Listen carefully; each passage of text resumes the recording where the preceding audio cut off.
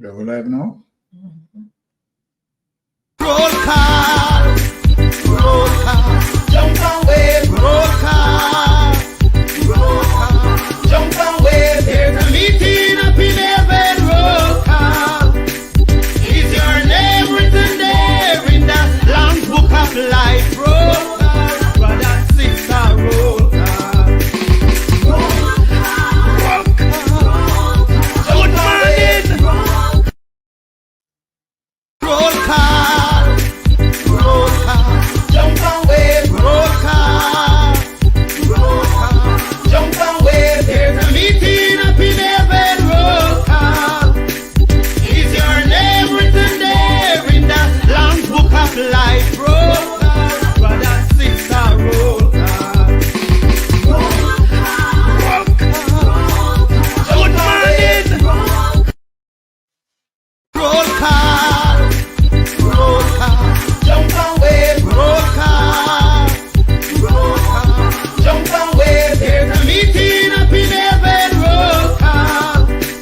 Is your name written there in the Lamb's Book of Life? Roll call, brother, sister, roll call. Roll call, good morning.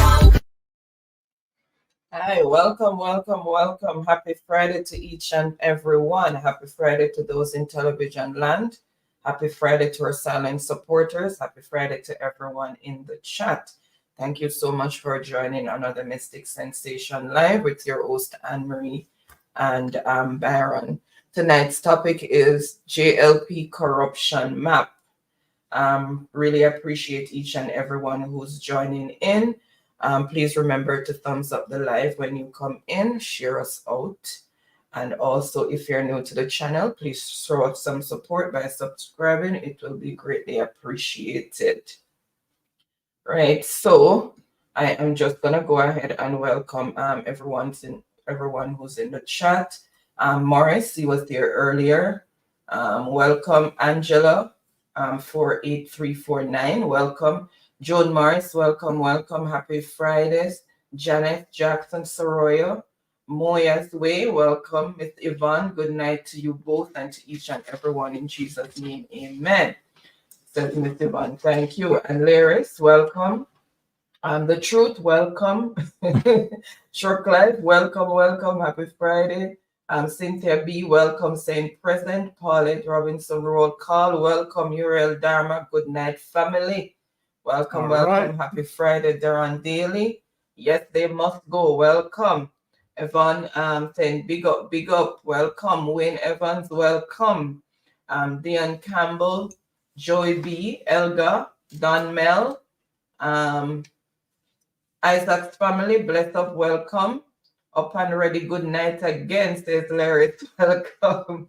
And Pauline, welcome. Happy Friday, good night. So I am Blendan, also welcome. Happy Friday. Thank you so much, each and everyone, for joining. Really appreciate. Dwayne Anglin saying good night. Welcome. Happy Friday.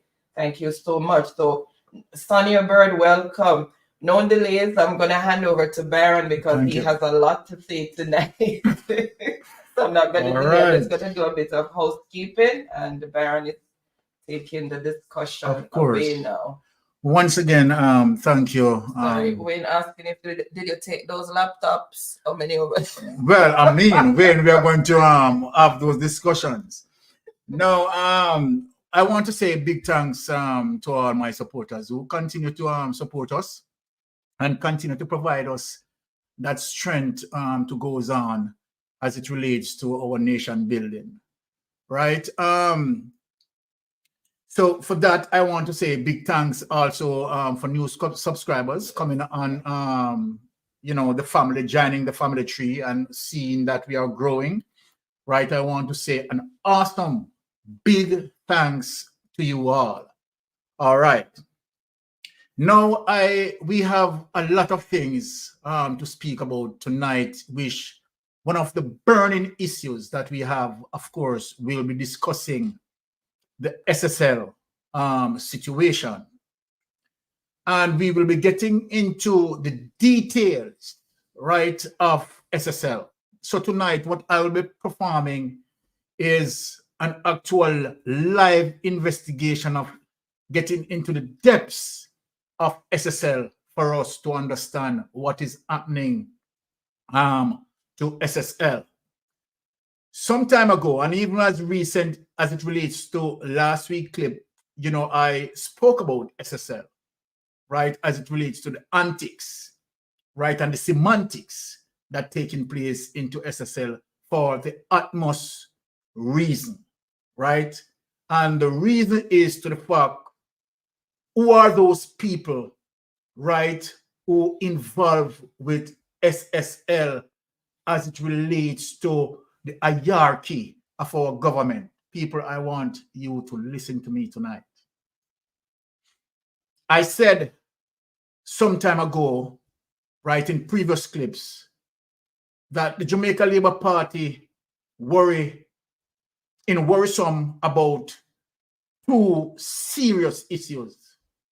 One, illegal awarding of contracts. Two, SSL, which in extension speaks where members of parliament as it relates to illicit enrichment. Members of parliament who bearing certain positions or assets that their salaries cannot be accounted for. And here we are. We have SSL on the burning fire.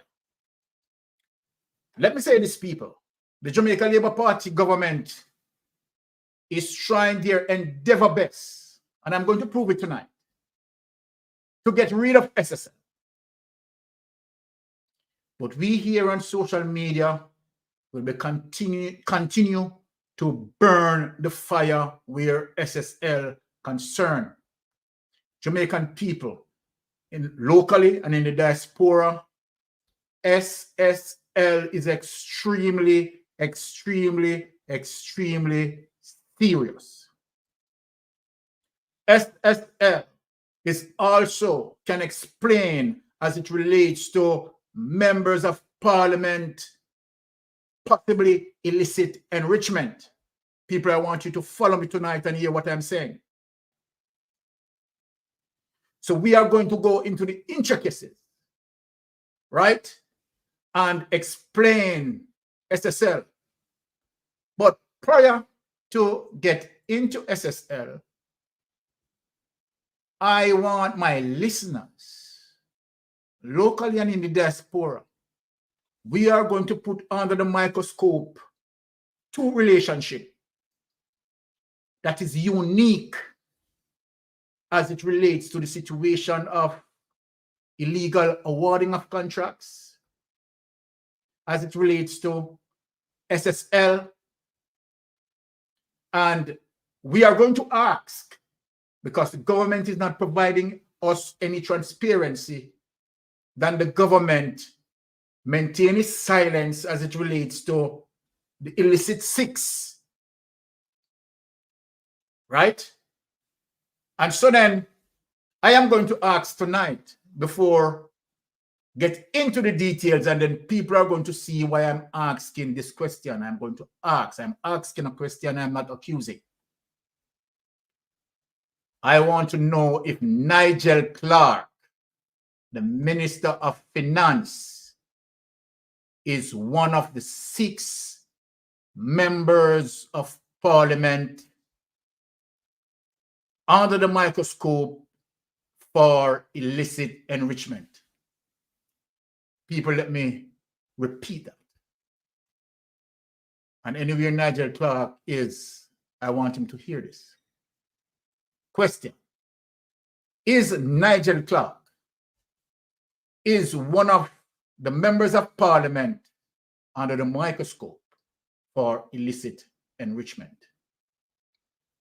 The reason why I ask that question is for who are following me patiently, diligently, will understand why. I am asking that question. Wayne Evans, no one thief any computer. Them hide them every time. Some things happen. The crime minister is out of the country. Why? All right. So then, without any further ado, we want to understand the relationship. I am going to bring you people step by step to understand SSL.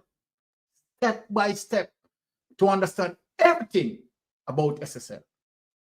If any accountant in the chat, I'm going to use some terminology and I'm going to explain them to our listeners. One of the terminology that I am going to use is SSL liquidity ratio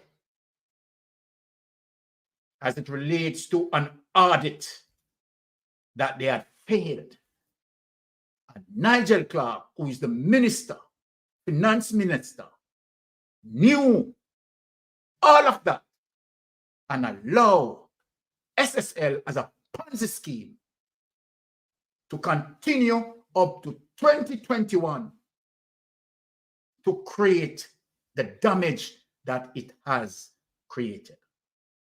So then when I'm asking if Nigel Clark is one of the members as it relates to one of the six members of parliament for illicit enrichment, we are going to go into the details to understand the relationship between Andrew Holness and Nigel Clark.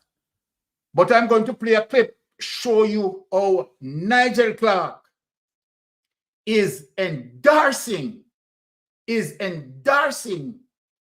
Andrew Holness. Uriel Dharma, well, for now, all of them are until we get the six. Thank you, Uriel. But Uriel, we are going to go through some details tonight. I want you to sit tight. You know, for persons who are drinking their coffee, drink your coffee and crackers because we'll be going through that step by step, right? And we will be, of course, creating some buzz here tonight. Without any further ado, let us get into our first clip because, you know, we have a mission to accomplish, and we have a lot of work to do tonight. So without any further ado, let us play our first clip and see how Nigel Clark endorsing Andrew Holness. We believe in economic freedom built on the foundation of social. All right, so stand by. Listen now, Nigel Clark endorsing his boss. We are fortunate to be led by Prime Minister Andrew Michael Holness, someone who was born in a board house in St. Catherine, and through hard work and determination and belief in God and faith, he rose to be Prime Minister of Jamaica, who, God bless, no man shall curse. Shout, shout, shout, shout, shout.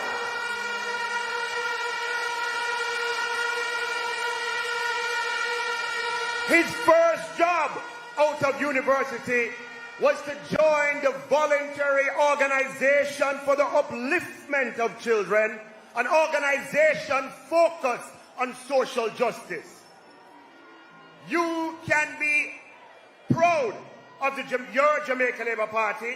We believe in the principles of economic freedom built on a foundation of economic and social justice.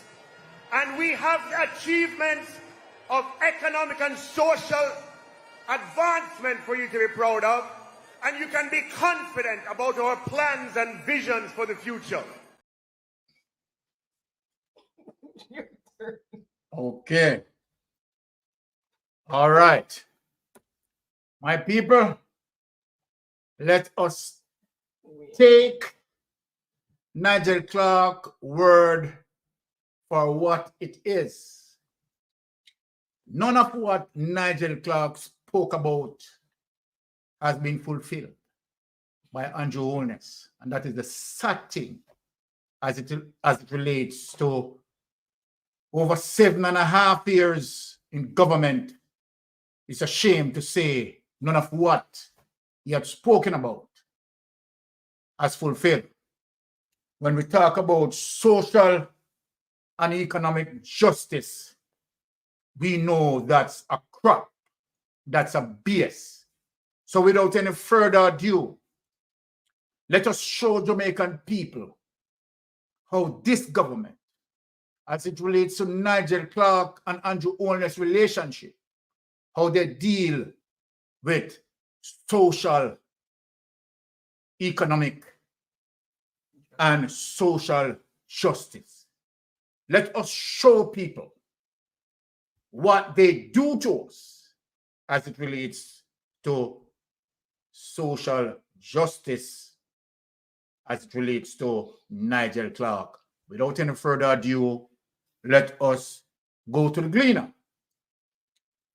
Update: CFO's laptop among those stolen from SSL office. Now here on, going forward, we begin our investigation. So let us get into that report and read it. Honey, update CFO's laptop among those. Okay. Again, happy Friday. Welcome to each and everyone who's here. Really appreciate each and every one. Let me just bring up All right. this one. Yes. Thank you, honey. Wonderful work. Start sharing. Let us share it to the audience. Okay. There you go. All right. So let me read. Update: CFO's laptop among those stolen from SSL office. Thursday, December 7, 2023. A laptop used by the Chief Financial Officer at Stocks and Security Limited, SSL, was among 5 such computers reportedly stolen last night from the investment firm's Home Road offices, the Gleaner has learned. A probe is on the way following the break-in, and the office is to remain closed for the rest of the week. The perpetrators reportedly entered the 2-story building through a kitchen window. It is located at the back of the building and visible from the Phoenix Avenue. Head of the St. Andrew Central Police, Senior Superintendent Marlon Nesbitt, confirmed the incident when contacted Thursday morning. Nesbitt said the full extent of the robbery is not yet clear. The multi-billion-dollar fraud and irregularities uncovered at SSL in January have ballooned past 30 million or 4.7 billion, with more than 200 accounts impacted. Track and field legend US Usain Bolt is among the victims. The Financial Investigation Division shared the update in a statement on Wednesday, while noting that the investigation is ongoing. However, the division said that despite numerous appeals and direct communication, it has only received 23 official statements from affected individuals and entities. So far, investigators have only arrested and charged 1 individual. Jean Panton, a former SSL client relationship manager, is facing a 21 indictment charging her with forgery, larceny as a servant, and engaging in a transaction involving criminal property. Take that away. Take that away. Now, my ardent listeners, we are going to speak as it relates to that particular report and what that report is saying. I myself was a police officer. And so then I understand as it relates to when we are investigating a particular crime scene and our approach to a crime scene as it relates to the collection of evidence. People, I want Jamaican people to listen to me. 2 things are critical in terms of gathering evidence. When we comb a crime scene, what we do, one of the first things we do is to protect the crime scene. In protecting the crime scene, what we do, we collect vital evidence relating to the crime scene. That is 101 investigation rule. We collected vital data as it relates to that particular crime scene. So the question that I'm asking as it relates to the missing laptop, is the FID or any investigators who are investigating SFL is saying to us that when they began their investigation, they did not collect these vital evidence as it relates to laptop, hard drive, server, if possible. All data processing tools have not been collected. Is the FID is saying to Jamaican people and the diaspora that these crucial evidence left exposed as it relates to SSL staff? Now, a major crime has been committed. A major. Let us beat that for a while. And as it relates to my police experience and my auditing experience that I have, there's a magazine. SSL is a crime scene. The computer are evidence in that investigation, which means they should have been secured from the big. I love you, Daisy Magazine. Put up that. Keep up Daisy Magazine there. Investigation 101, Sister Daisy. These are evidential properties.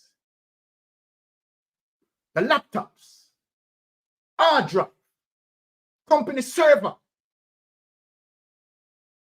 as it relates to all company passwords, investigating a crime that ballooned actually over 4 billion Jamaican dollars. And you leave crucial evidence to be tampered with and end up being stolen.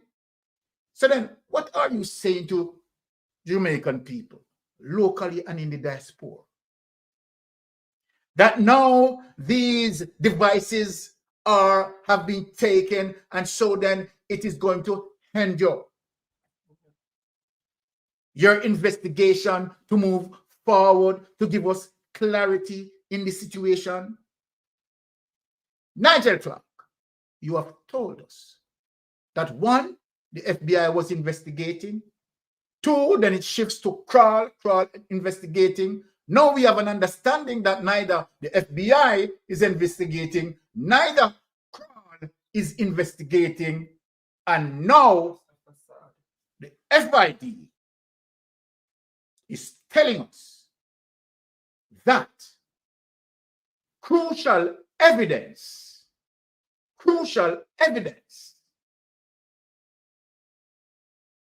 has been taken. Then let me ask a question.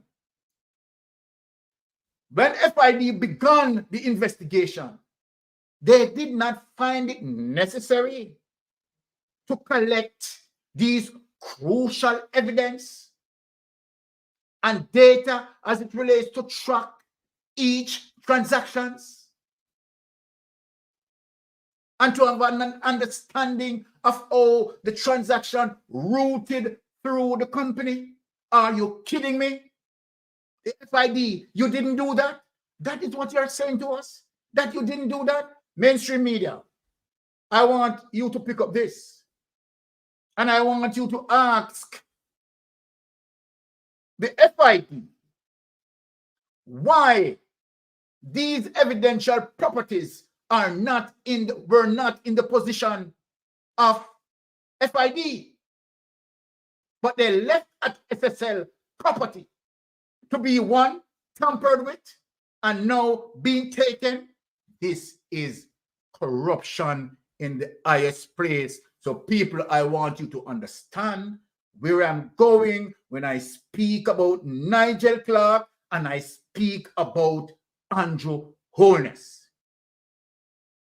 I want you to bear something in mind.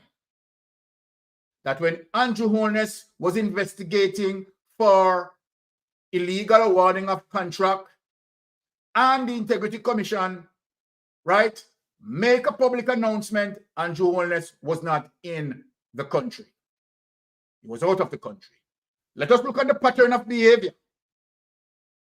Now, these evidential properties being taken away, Andrew Holness is not in the country.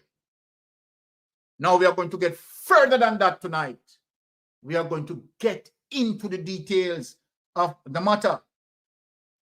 Where I'm going to go, right, for any accountant, right, in the chat tonight. Sona Ellis, the owner of SSL, want to be removed as a defendant. Another interesting scenario. Can you imagine? Now, watch this. We are going to get into the intricacies now, so I want people to sit back and listen to me keenly. Now, we are going to put up a next document and read it, and then I am going to peruse some of the details as it relates to that. Now we understand as it relates to the investigation process, right, that went on there that is messy. So there was no investigation, right, as it relates to what transpired there. These evidential properties doesn't seem to be in the custody of the investigators. That is madness. That is madness. And this can only be done if the criminal corruption went way up to the hierarchy, and indeed it has. So we are going to unfold. Serene Sue, are the FID investigators above board? No. Period. No. Now, let us go into the next document. Jamaica Gleaner, FSC, noted possible fraudulent. Okay. So people, the next document, let me explain it to you. Hold on. Let me explain it. I can't see you still. Okay. I want to explain the next document to you before I bring it up.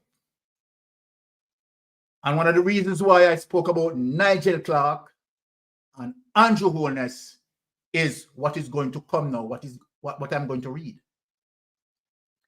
That the FSC, the Financial Service Commission, had found serious flaws from 2016 as it relates to their audits, and flagged SSL.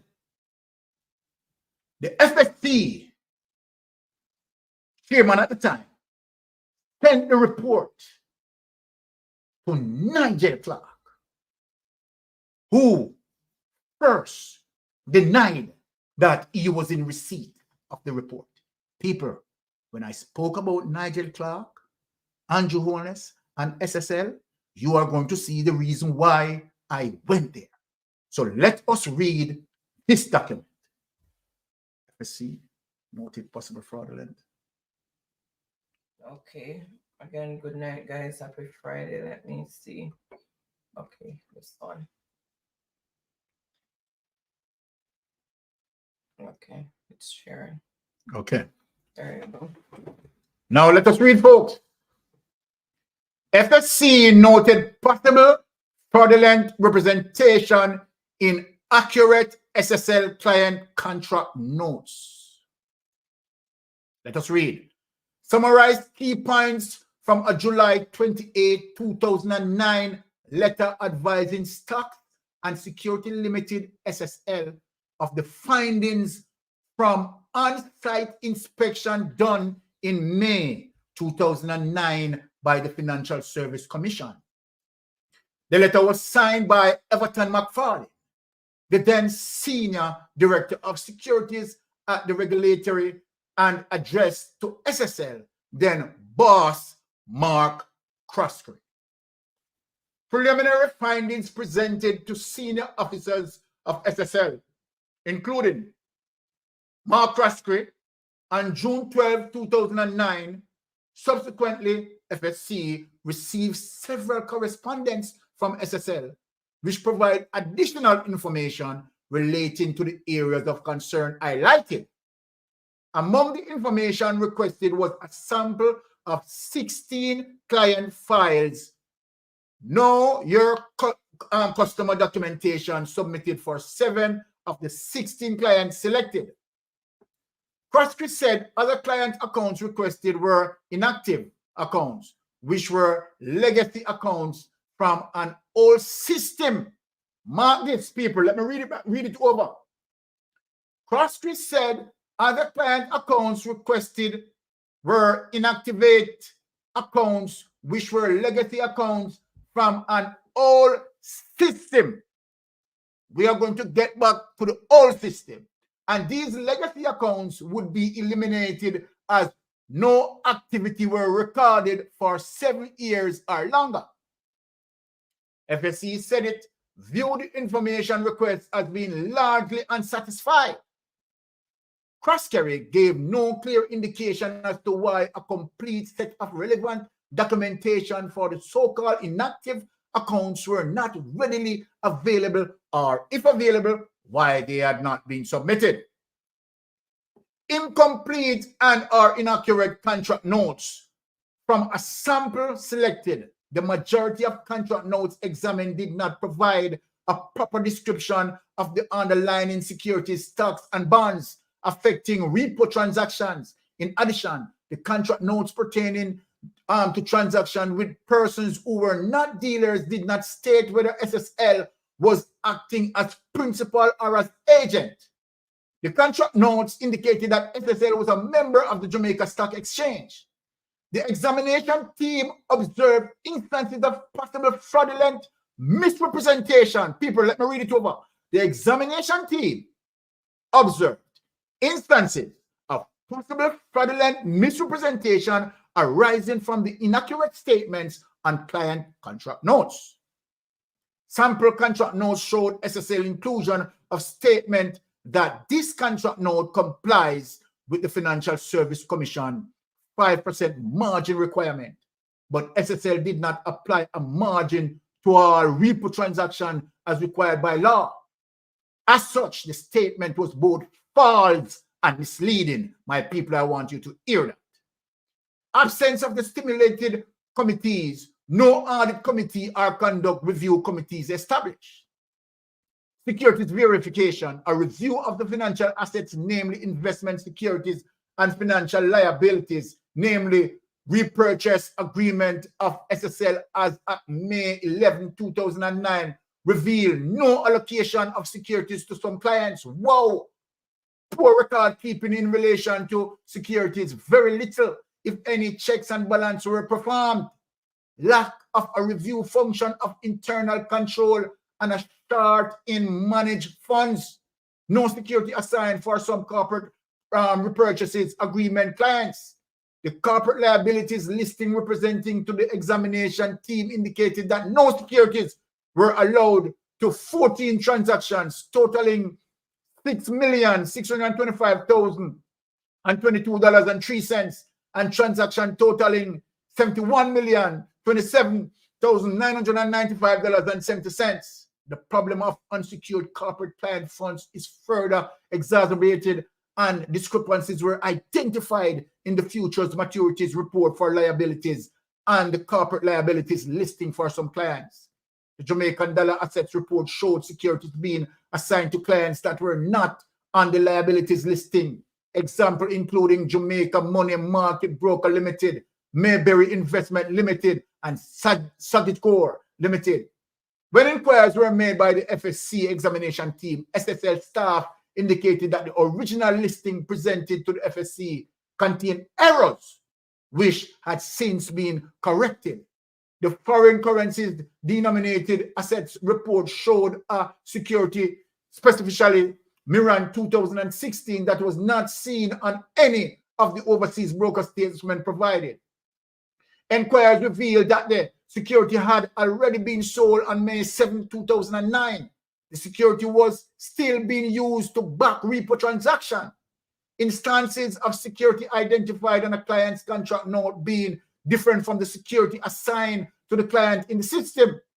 An instance where global bond securities, right, government of Jamaica, right, 8% due June 24, 2019 were over allocated. As at May 11, 2009, there was a short in managed funds with a total repo liabilities as per future maturities listing amounting to 8.49 billion, sorry, while total assets available for trade allocation was 4.32 billion. My goodness, a short in funds of 4 billion with 49% of repo liabilities being unsecured. May be concluded that SSL does not maintain proper records of its securities business.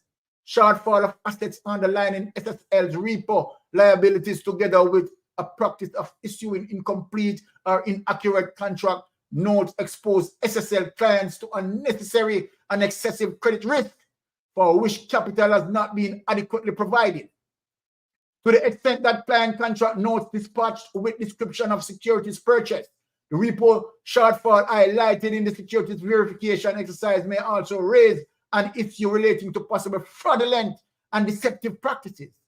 FSC examination team observed that client funds were not segregated from proprietary funds. This lack of segregation resulted in funds being withdrawn from the bank accounts designated as client accounts for a transaction which appeared to be for the benefit of SSL. Breach was observed in SSL dealing with associated companies and in the absence of adequate payment control for the company's bank account. Substantial amounts of monies were withdrawn from the bank account SSL had designated as client accounts for a transaction with an investment in 3 companies: AP Capital Partners, West Indies Aggregates, and Island Ice and Beverage Company Limited. General ledger shows West Indies Aggregates investment according for 37.1 million, AP Capital Partners investment according for 88.8 million, and Island Ice Beverage investment accounted for 54.9 million. General ledger shows West Indies Aggregates investment accounted for 37.1 million transactions span April to December 2008. AP Capital Partners investment accounted for 88.8 million through 2 transactions between June and July 2008, and Island Ice Beverage investment accounted for 54.9 million through the 3 transactions in October 2008. West Indies Aggregates appeared to have been the recipient of working capital assistance by SSL facilitated through the use of SSL client funds. These transactions include but are not limited to payroll received by ML, a loan client of SSL amounting to 1,562,459.72 cents. Purchase of project material through check payments of 444,000 to Electromechanical System Limited and 999,900 to West Indies Aggregate. Purchase of bearing screen sheets rubbers amounting to all of that. So let me not just go through all of this and just explain in some shorter detail. Take away that, because this is, yeah, I don't want right, I don't want my ardent listeners to listen to me, but let me just explain that, right, in a summary, or explain that in a nutshell for you, what seems to have happening. So then, based on FSC audit, right, they realize that SSL was not bearing the required liquidity ratio, right? What does that mean? Let me explain it. FSC found out that the amount of liabilities that SSL has they did not have sufficient cash or sufficient assets to either liquidate those assets into cash to sustain the liabilities that they have. Now, let me explain that again. And let me explain that now in layman terms. Now, what does this mean? Let me just give you small figures for you to understand. Right? Said Byron, go to SSL. Jean and Panton was the wealth advisor. And I gave Jean and Panton $1 million, right, to lodge in my account. Jean and Panton would be managing several investors' accounts. So what it seems like, SSL created what we call a duplicate account. People, listen to me. SSL created what we call a duplicate account. So when Byron gave Jean and Panton $1 million, what Jean and Panton would have done is to put $200,000 in my real account and put $800,000 in the duplicate account. Why they have a duplicate account? Let me explain that. Now, a duplicate account is there to provide false statement to the client. So then if Byron put his money, give Jean and Panton my $1 million, right, in January, and said, for argument's sake, in April, I want to check up on the status of my account. Jean and Panton could give me a statement from the duplicate account, not from the real account. And so then Byron is going to be fooled, because what I am going to be seeing is the money that I put there, the account that they created. So then the statement that they would have handed me over the time would be, when I look at it, to be correct. This is the reason why Bolt was fooled, because they duplicate the accounts, the investors' accounts within the system.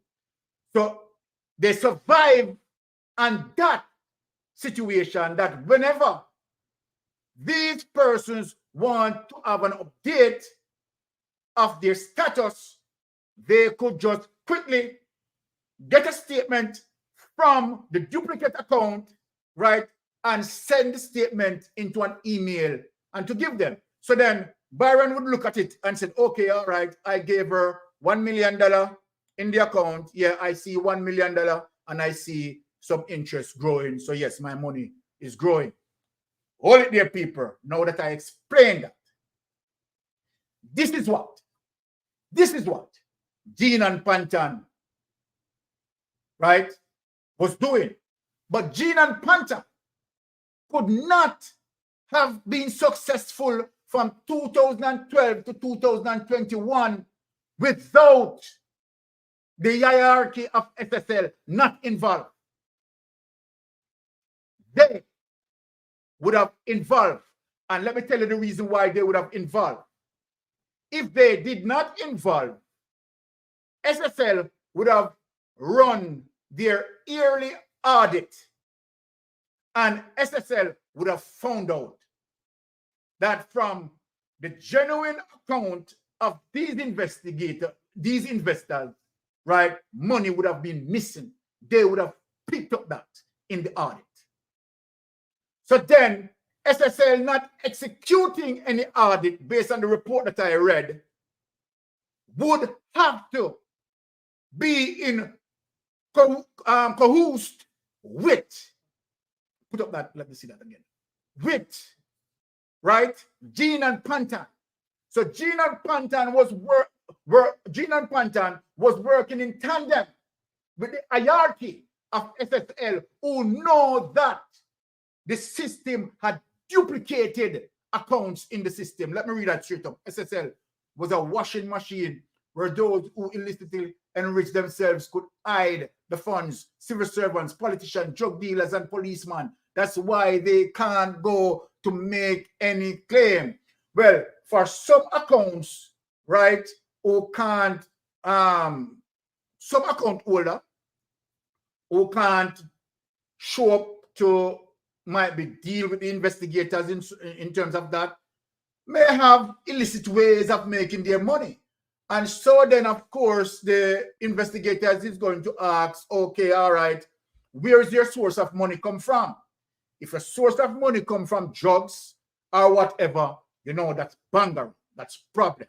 So might be these persons who can't show up could be situation like that. But we are not talking about, we are not dealing about those account holders who may have corrupted money or what.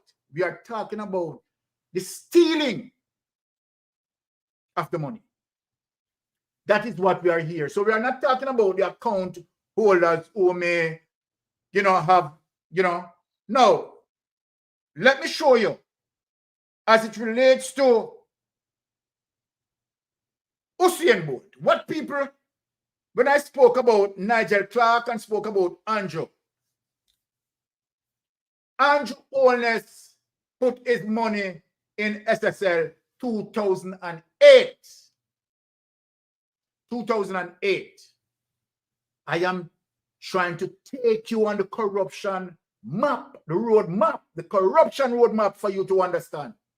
So now we understand what SSL was doing as it relates to creating, duplicating accounts, right, to steal client money. So they weren't investing the client money. They were actually stealing the money. So as soon as the money put in from the clients, right, few little dollars put into the account money, but that money was going into different account.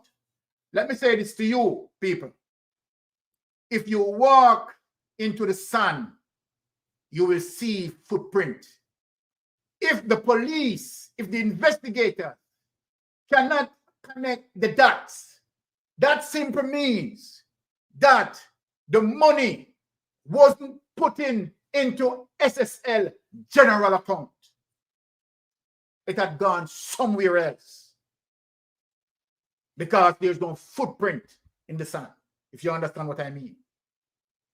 And so then what I'm talking about, if SSL was operating, right, in the appropriate manner, they would have foot trail as it relates to money paid into the account and how the money move out of the account.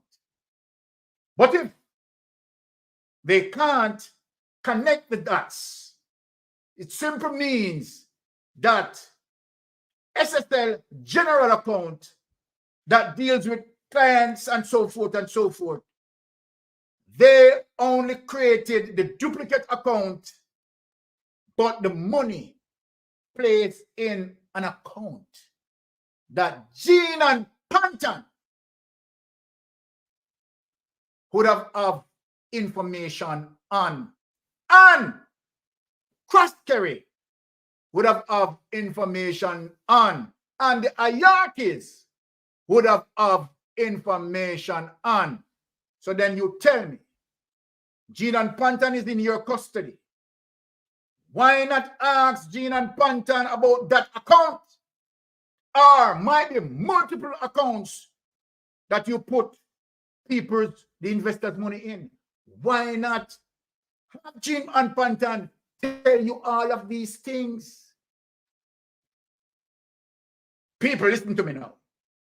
If members of parliament involved in SSL, the prime minister involved in SSL, which we know that the prime minister involved, information like this will not allow to leak. Information like this, the government will take the extra effort in concealing all information and ensure that none of this comes out. Well, and straight up, you are wrong, Byron. Andrew wasn't putting his money into SSL. He was putting our money in SSL. Straight up, for the first time, I'm going to agree with you. Right? No, because, no, I mean, straight up. Remember that Andrew put up straight up there. I want to understand, I want people to understand where straight up is coming from. Because NHT money gone into SSL. Right? Yes. NHT money gone into SSL. And who paid those NHT funds? We. Yeah. Yeah. So all right. So thank you for that straight up. All right. So let us dig a little further.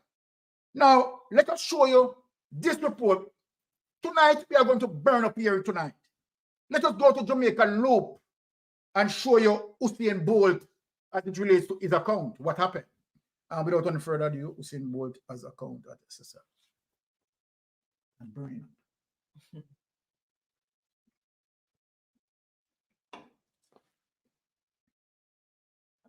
Okay, happy Friday, guys. Let me just find the needs.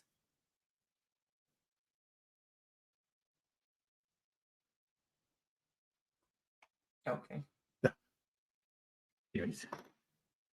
I'm burning up. Yes. All right. Let's make sure it's sharing. Hold on, I don't want to put that part, so else we'll cut them off. There. Okay. People, I want you to look at this. The temporary manager of Stocks and Security Limited, SSL, Kenneth Tomlinson, has confirmed that spring legend Usain Bolt has an account at SSL in the name of a limited liability company. The revelation was made in a statement on Tuesday issued by Finance at the Public Service Minister, Dr. Nigel Clark, who informed that Tomlinson advised him of the relevant information. People want to hear that for themselves. Want to hear that for themselves. I'm going to read it over. The revelation was made in a statement on Tuesday issued by Finance at the Public Service Minister, Dr. Nigel Clark, who informed that Tomlinson advised him of the relevant information. The reason why I repeat that is to say that Dr. Nigel Clark have an understanding, of an awareness that SSL is a Ponzi scheme and allowed it to operate up until 2021. Take that note.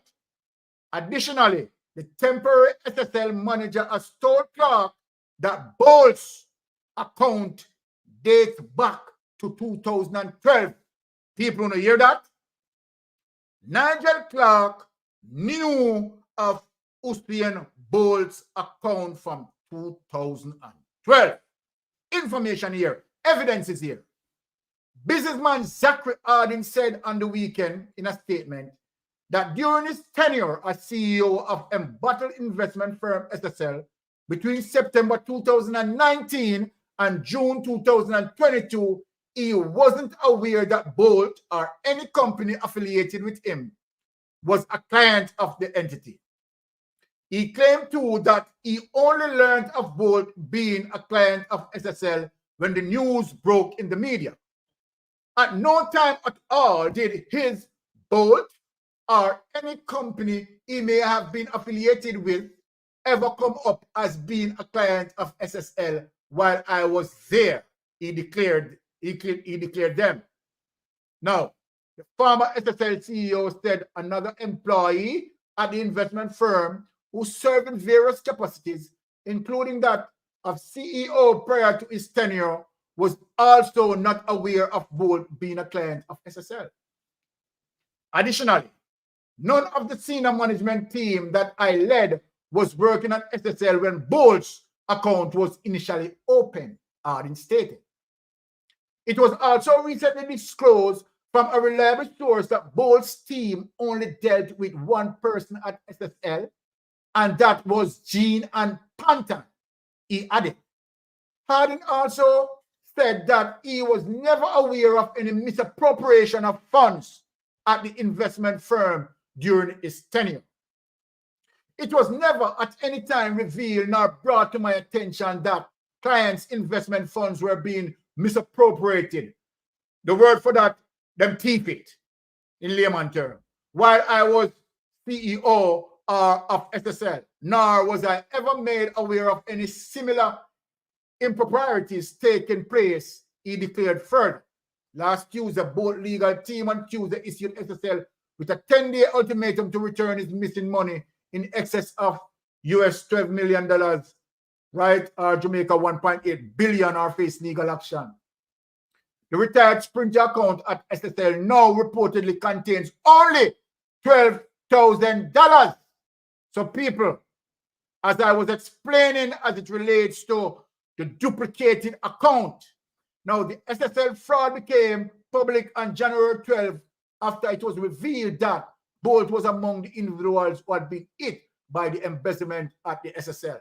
Dr. Clark on Monday revealed that the Federal Bureau of Investigation has been engaged to assist with the investigations. Clark said many elderly citizens were also defrauded of funds at the entity. The amount of money alleged defrauded is not known to date as the Financial Investigation Division and other law enforcement agencies probe the development at SSL. Take that away. Now, okay.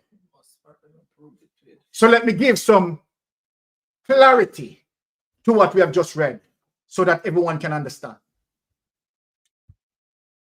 One will say why Bolt did not know about this, because Bolt joined SSL from 2012.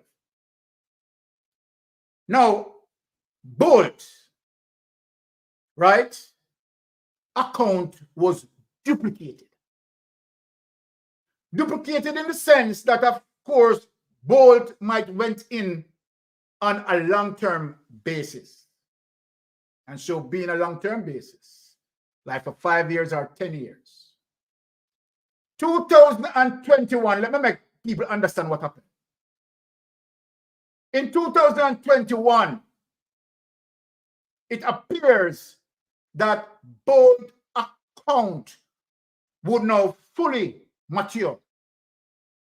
So Bolt now is ready to collect his dividend. So then Gene and Panton knew very well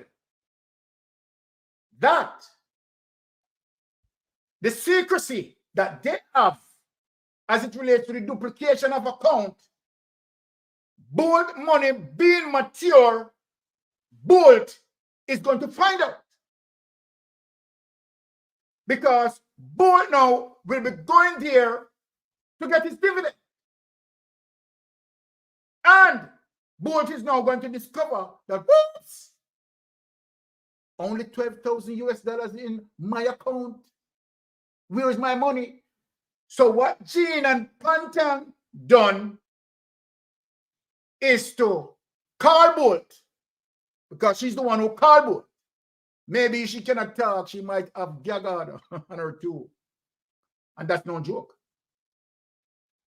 Have to call Bolt and explain the situation to Bolt. Think of it. Gene and Panton left with no choice. Because Bolt is going to find out anyway. So when Gene and Panton went to Bolt, people, don't get confused. Bolt account was about in that maturity stage.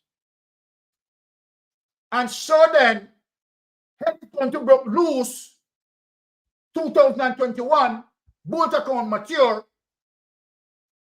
And so then, Bangarang is going to start now at a big icon this. This is not going to be any local news alone.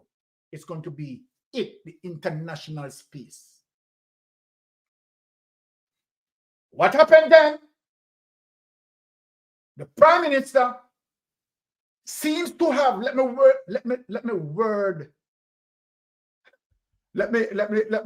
phrase my words correctly, because I know that, you know, you have lawyers listening in and want to see a gap to come at mystic sensation. So then what happened is definitely that Bolt, who would have been aware anyway, apart from Gina and Pantan approached him and told him about it. The Prime Minister decided, let me word it correct. I don't know if someone called the Prime Minister and said, look here, bangarang ago happen. Bangarang ago happen. So then in 2021, when Bolt learned of it, the Prime Minister, as according to him, exit SSL.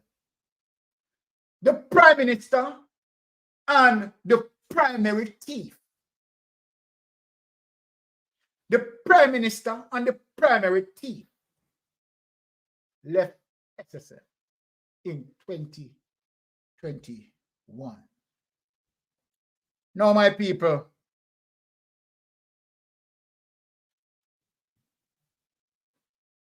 where that as it relates to SSL and situation that Nigel Clark knew that clients' accounts were misappropriated. The question that every Jamaican wants to know, why did Nigel Clark allow it to continue? Why did Nigel Clark allow SSL to continue after the FSC audit flagged them in 2016 of all the discrepancies? The question, why did Nigel Clark allow it to continue? Is it because Andrew Holness' account was there? Is it because Nigel Clark was protecting Andrew Holness' account? Question I'm asking. Is it Nigel Clark? I want to know, Nigel Clark, if you have an account also in SSL. I want to know, Nigel Clark, if you benefit from SSL. I'm asking the question. I want to know, Nigel Clark, if you are one of the 6 members of Parliament under the investigation, under the Integrity Commission microscope. My people, locally and in the diaspora, let us travel.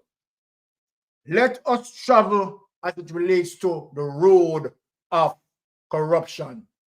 We are going to begin, Patricia Williams, food for thought. Exactly. Now we are going to begin the road of corruption. Right? Now let us look as it relates to 18 degrees north. We are digging into it. We are going to dig into the details. Let us look on 18 degrees north. Finance Minister Dr. Nigel Clark among those who were founding members. So what, Daisy, let me read Daisy. Andrew received inside information and closed his accounts, but he did not care about the Jamaican people. He was elected to serve and protect. Enough to close government accounts as well. Daisy, I love how your wavelength, your energy is there. You're a very smart lady. Now, let me touch further. Let us look at what I am going to present to people for people to understand more about the allegation of corruption as it relates to illegal awarding of contracts, and as it relates to SSL, the entire corruption, the relationship between Nigel Clark and Andrew Holness. Without any further ado, look and where their relationship is coming from. All right, 18 degrees north.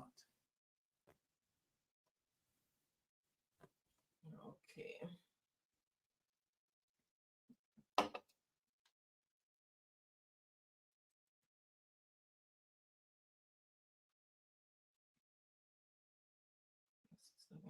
Yeah. All right. Okay. There. Okay, my people, let us read. Finance Minister Dr. Nigel Clark among those who were founding directors of Prime Minister Holness' Positive Jamaica Foundation. Over the next few days, 18 degrees north will be taking a look at the former directors of Positive Jamaica Foundation. Prime Minister Andrew Holness was its chairman until December 2021 when he jumped out of SSL. When he ceased being a director, of note is how some of his co-directors from the time of Positive Jamaica's inception in 2011 ascended to prominent position after or during their association with the foundation. Finance Minister Dr. Nigel Clark is one of them, a former Goldman Sachs derivatives trader in London, business executive and director at various local conglomerates, including the Mussen Group and National Commercial Bank. Dr. Clark was among the first batch of directors of Positive Jamaica when the non-profit was registered on November 15, 2011.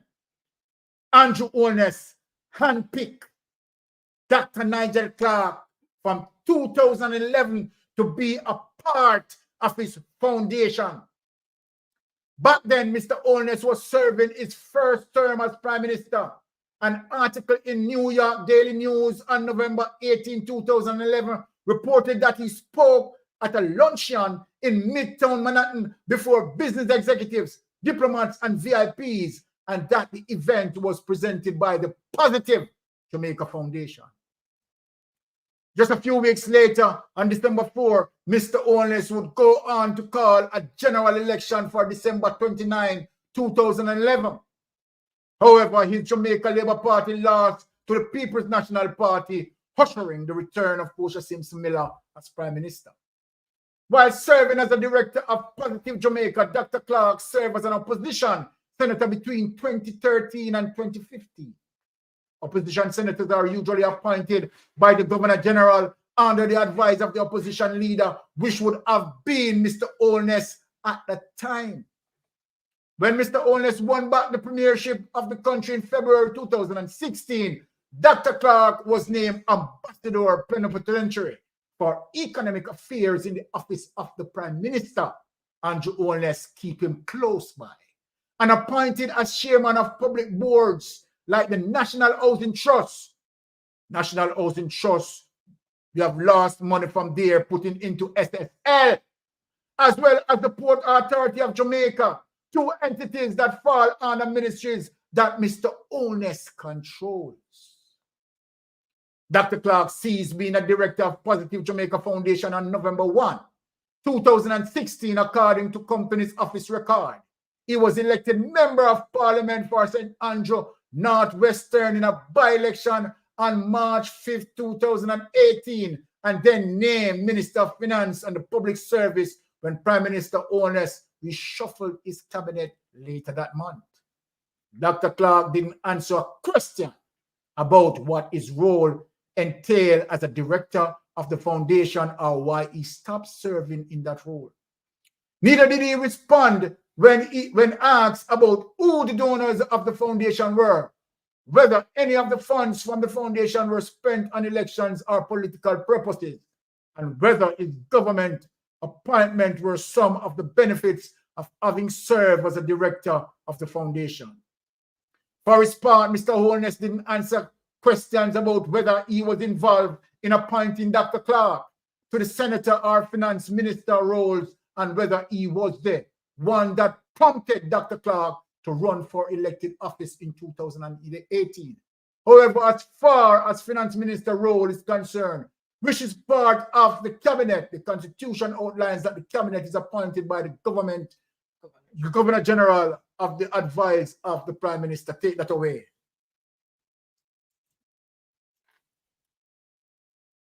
Now, my people,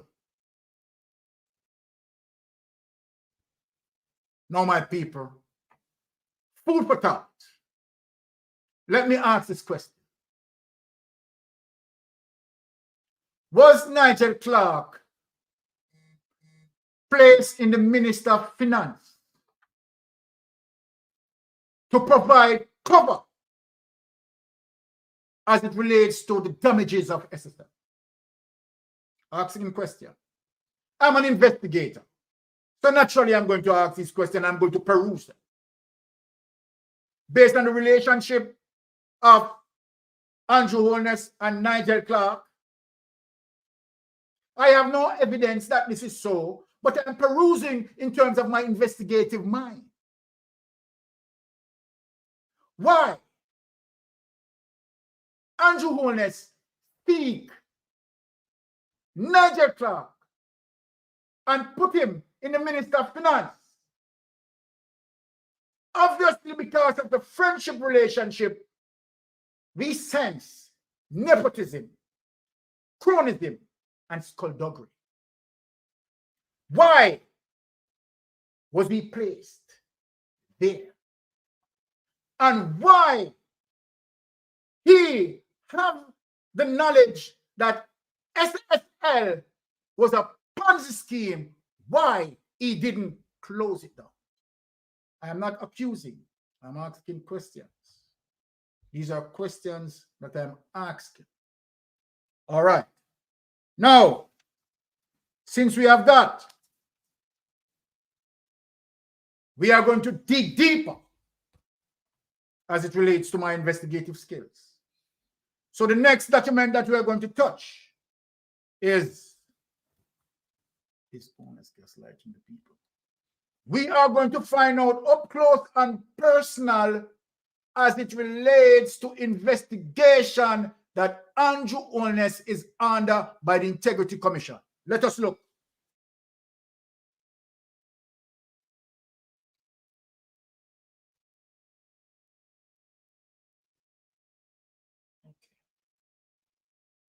Share. Various questions. I have provided answers and they have written to me again, and I'm in the process of providing those answers.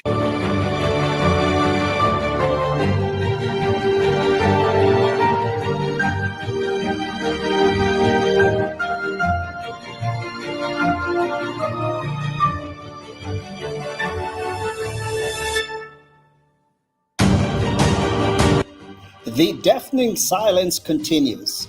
Prime Minister Andrew Holness owes Jamaica transparency. This is Cover Story Highlights. Let's get after it. But before we do, I invite you to subscribe to this channel, like, share, and comment on the content. Prime Minister Andrew Holness has yet to see the light of transparency when it comes to his 2021 and 2022 statutory declarations. It was a deafening silence from him until a TVJ reporter questioned him on the issue at a post-cabinet press briefing at Jamaica House on November 8. Since then, mum is the word for both the Prime Minister and the Integrity Commission. It is important for transparency and accountability that public officials, including the Prime Minister, declare their assets and income.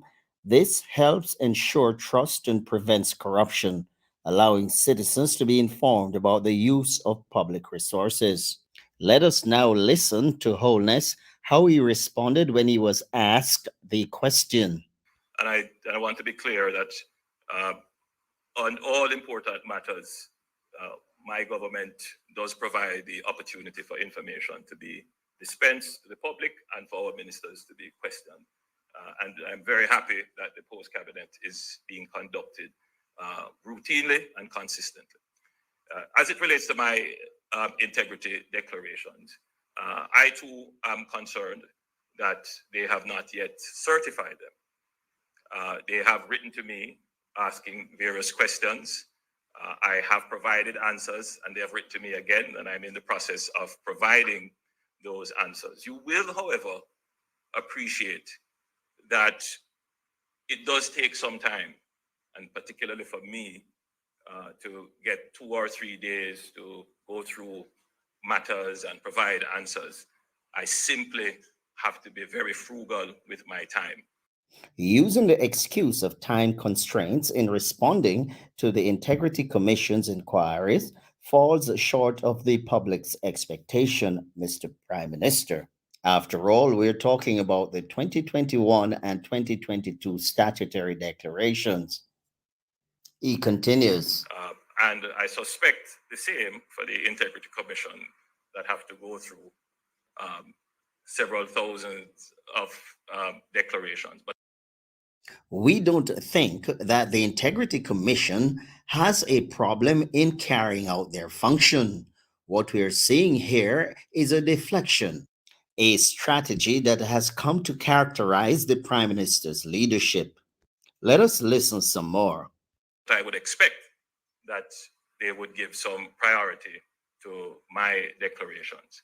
And I'm sure they will, but they can only do that when they receive the information they sought from you.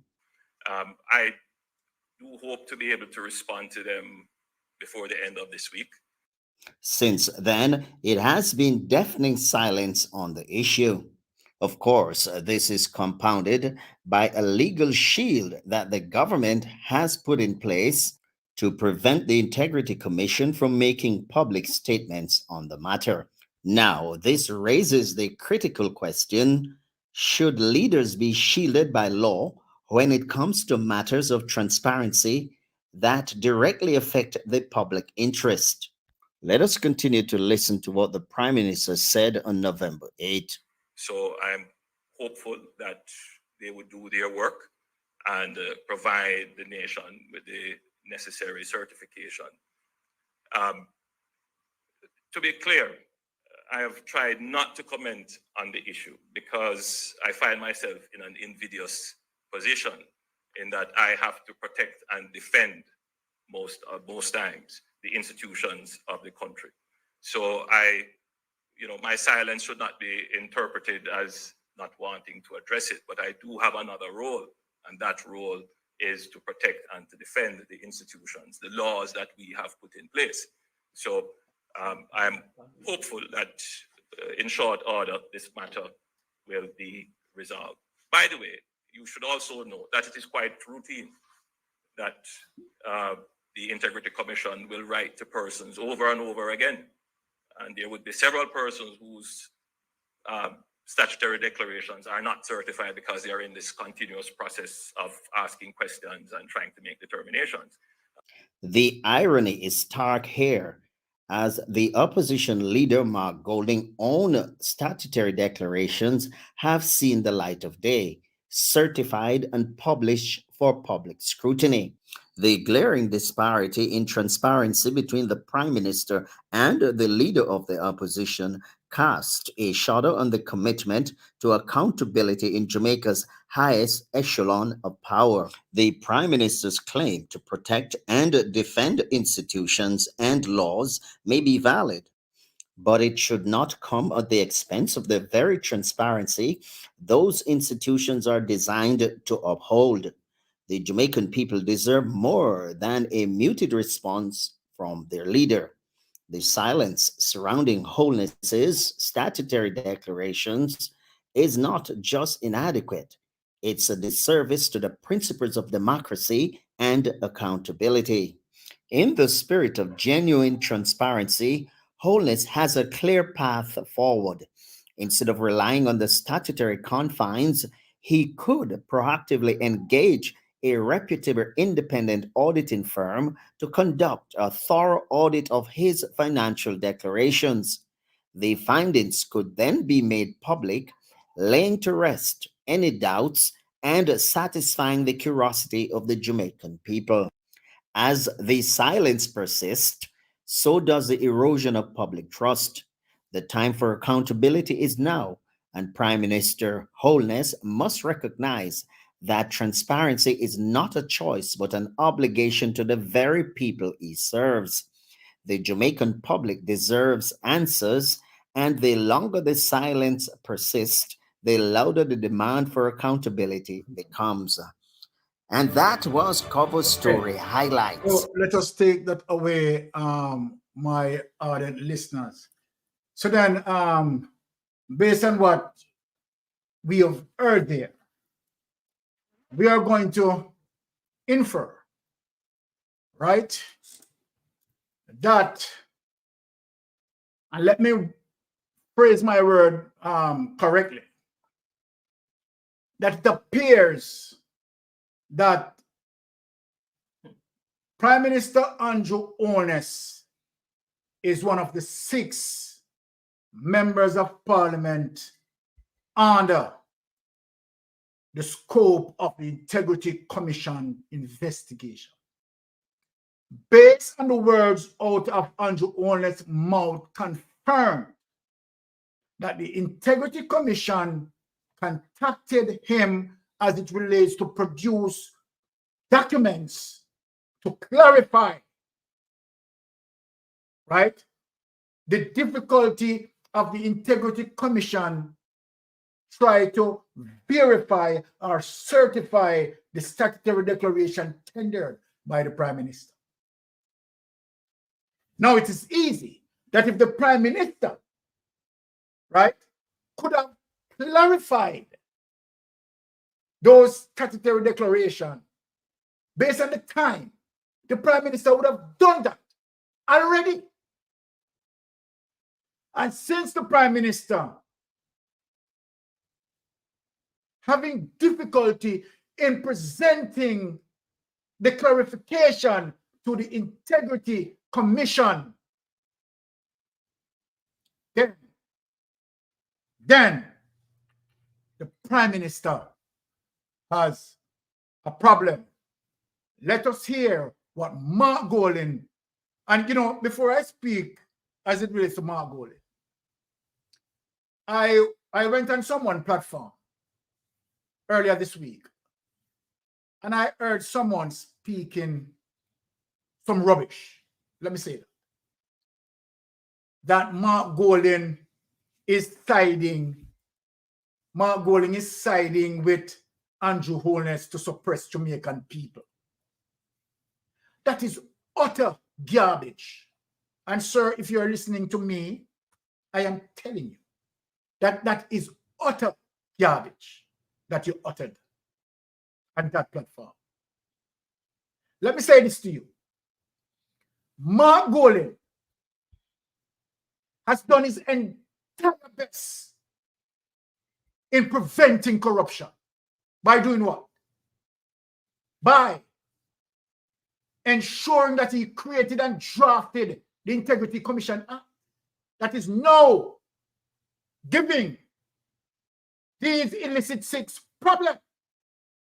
Not only Mark Golding done that, so I'm going to speak on the Integrity Commission Act that Mark Golding had done and the impeachment bill that Mark Golding drafted and Andrew Holness refused to pass it.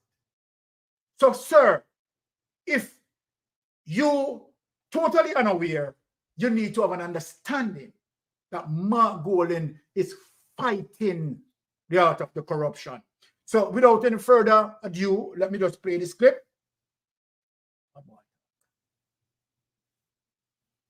All right.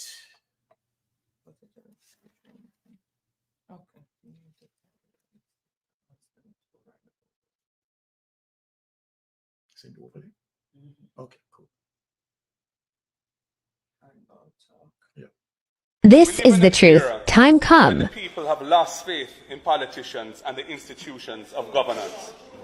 We have passed laws in this House and in this Parliament to put in place a robust anti-corruption framework.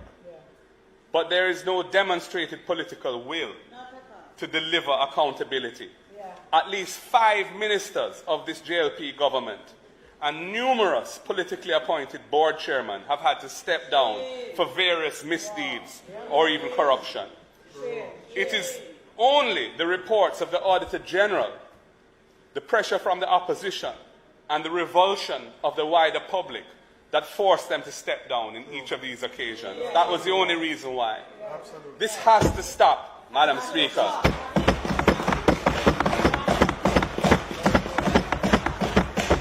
Without effective accountability, misconduct continues and the public becomes more and more cynical. I pledge to the people of Jamaica that the next PNP government will be different. We will make whatever further adjustments to the anti-corruption laws and institutional framework are required to make them effective. I brought impeachment legislation to this House to hold parliamentarians to account for their serious misdeeds, a promise which the Prime Minister made when he was campaigning in the run-up to the 2016 election in his manifesto, but has not delivered. And when we form government, Madam Speaker, we will seek to pass that impeachment legislation into law so that no parliamentarian can bring the public, our name and our reputation into disrepute by their antics out the road without suffering some accountability for it. And I have told my colleagues on this side, Madam Speaker, when we form government under my leadership, don't expect leniency, don't expect accommodation when it comes to that kind of wrongdoing or any kind of wrongdoing. Expect full accountability. We will govern with integrity. We will govern with integrity. Public resources are for the benefit of the people and not for any individual's personal gain or profit. Time come for a new direction.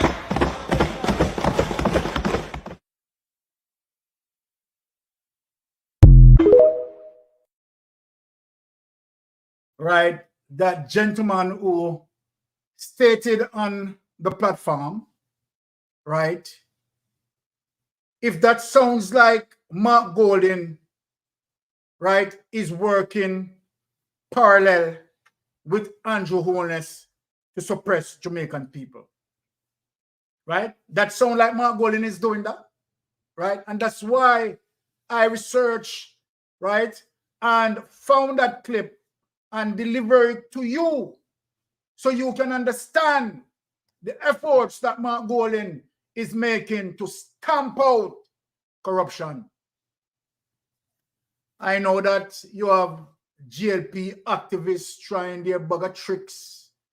You understand, to show Mark Golding under the bus, tell lies, all sort of lies, all sort of deflection. But it's not going to work. The People's National Party is moving stronger than before. Democratic socialism is the mission. So then, what I want to show people and for people to understand is Andrew Holness. And let me just, explain this. People are to be aware that Andrew Holness, right, prior to becoming Prime Minister, was under investigation from the Integrity Commission from 2006 to 2009 in those periods. What was he investigated for? Illegal awarding of contracts. And so then the Jamaican people need to be aware that who the Jamaican people voted for and put in government was someone was someone who was already, as it relates to allegation of corruption, was under investigation. Now, let us show you the document, right, as it relates to where we are going.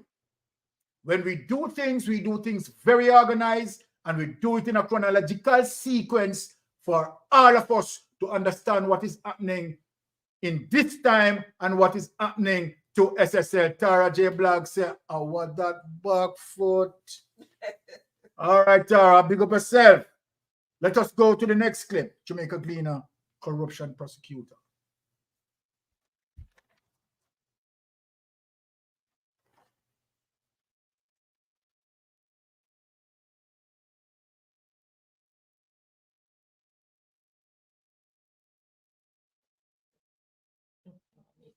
Okay.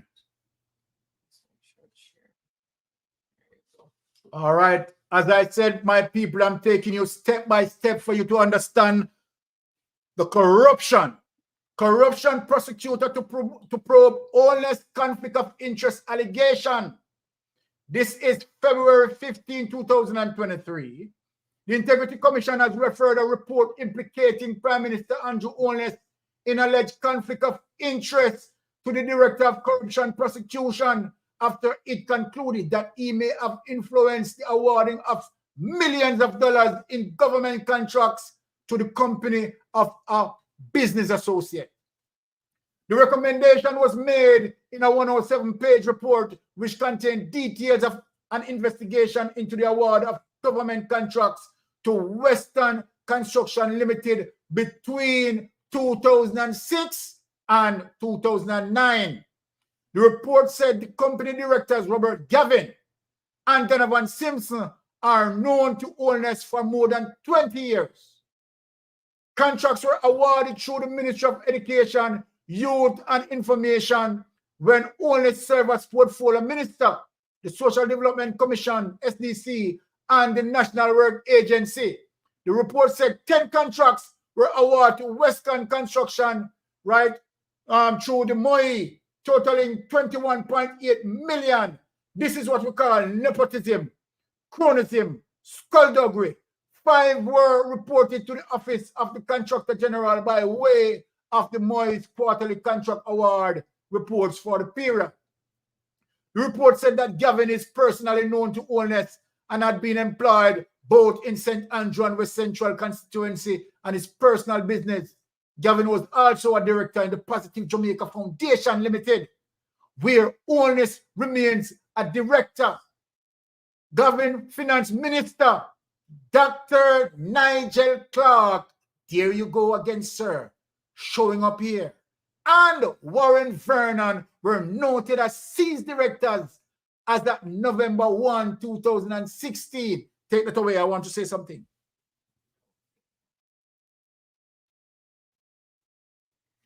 There you go, people.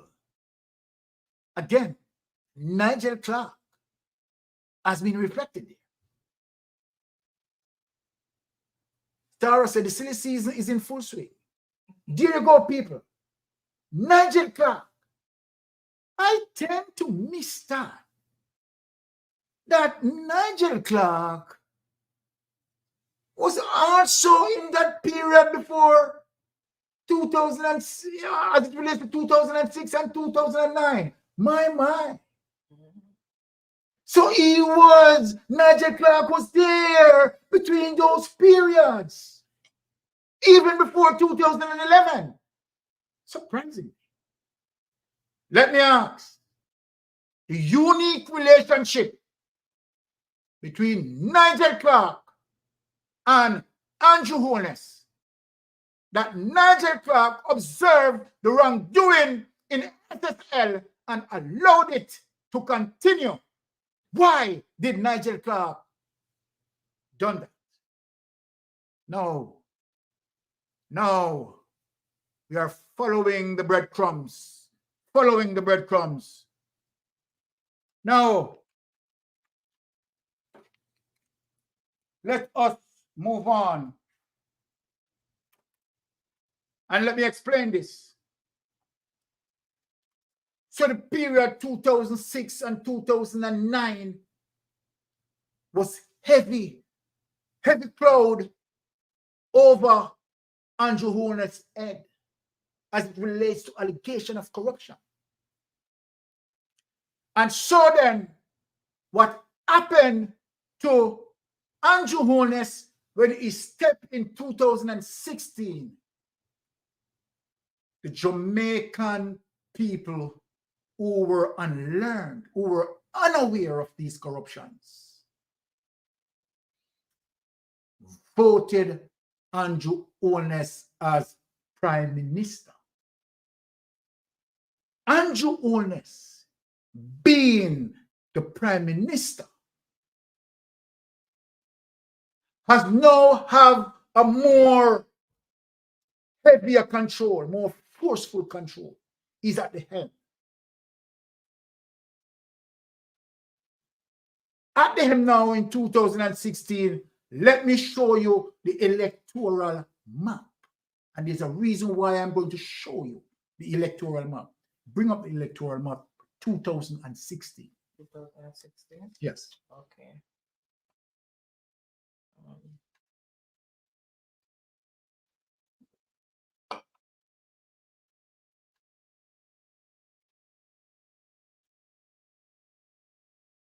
2016.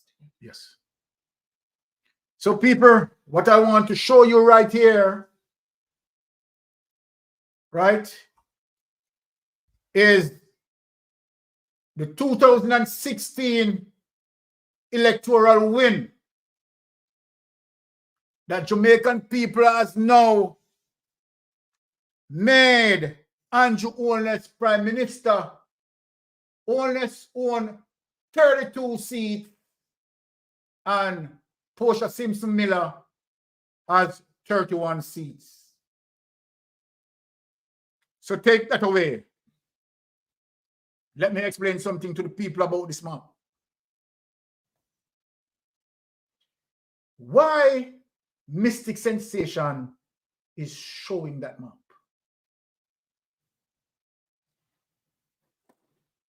The reason why I'm showing that map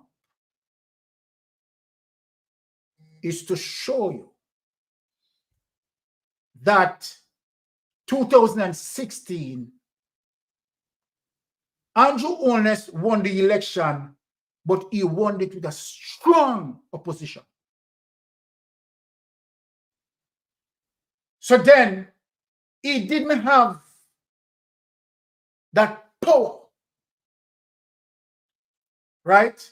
Because he had a strong opposition on his back.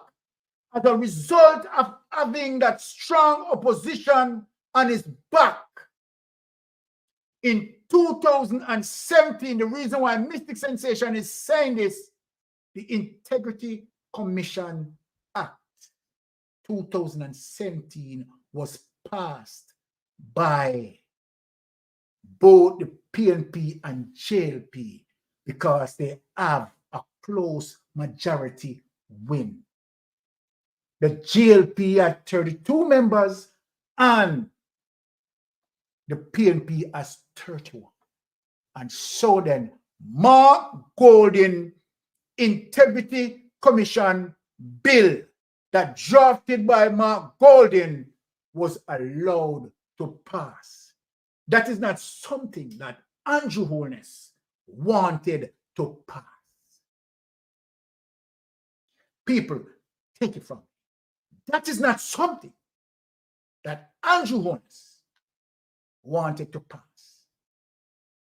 But as a strong opposition, poor people in Jamaica making between $1.15 to $1.35 an hour in US dollars.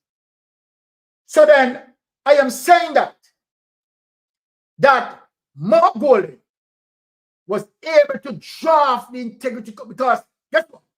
Mark Golding would have cited these corruptions and seen the level of corruption and wanted to stop the level of corruption. And that is one of the reasons why no one can tell me about Mark Golding as it relates to what I have seen Mark Golding accomplish.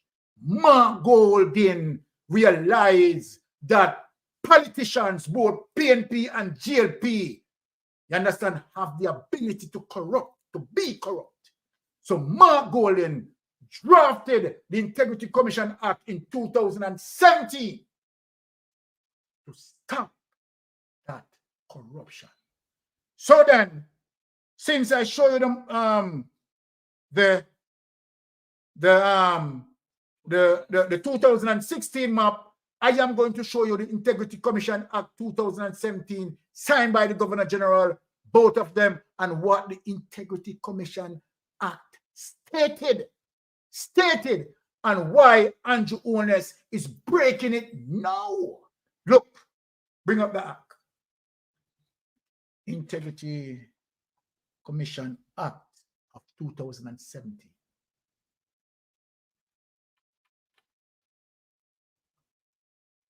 Now here it is, people.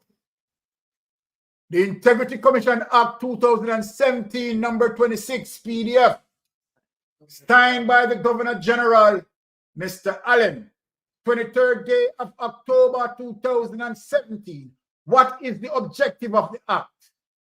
An act to promote and enhance standards of ethical conduct for parliamentarians, public officials, and other persons by consolidating laws relating to the prevention of corruption and the award, monitoring, and investigating of government contracts, and prescribe license to provide for the establishment of a single body to be known as the Integrity Commission to promote and strengthen the measures for the prevention, detection, investigation, and prosecution of acts of corruption, to repeal the Parliament Integrity of Members Act, and to provide for other related matters. Take it away.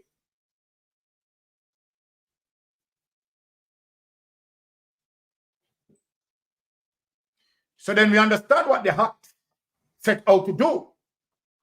That the very act that stated in terms of what we read, Andrew Holness would have already committed, as according to allegation, those offenses from 2006, 2009. And so then, we know that it was not pleased for Andrew Holness to make that act pass. But hypocritically, he supported it. Hypocritically. Because he's a hypocrite. All right? So then we are going to dig in more and show you what happened.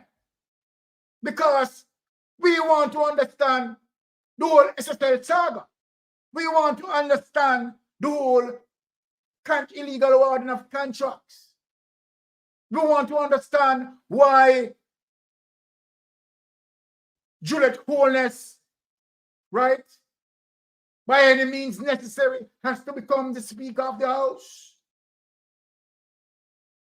And why she's changing all those norms and political norms. We are getting there, people. Taking one step at a time for Jamaican people to understand. Mystic sensation is at the control. Now,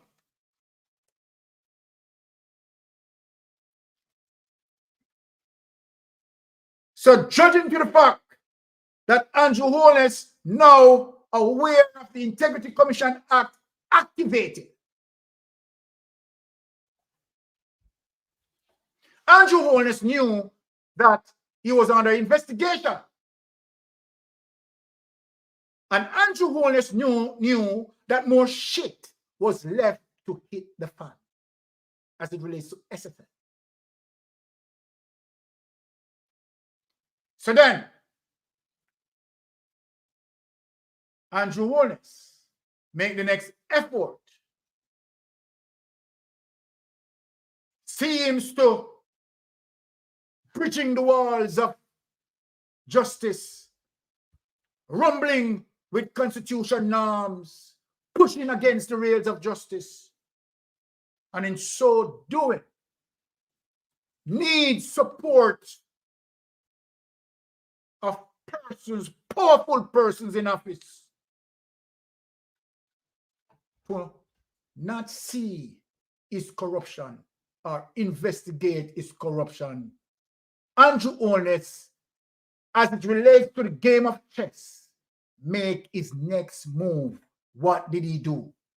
Play this document. Extend DPP time. Okay. You're going to see Andrew Holness' tactical move, playing the game of chess. Tactical move, playing the game of chess.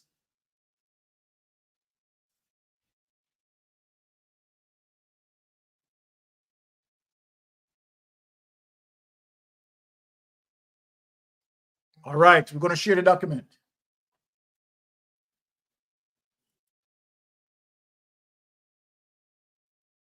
One sec, guys. It's coming up. I don't know why it's so slow.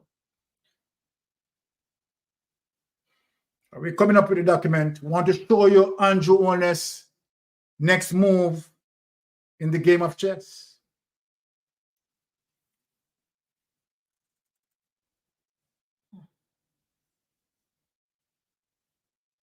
One sec. Let me just switch over because for some reason it's just buffering. Okay. All right, we are coming up with the information. Okay. It was just buffering there. So in the game of chess,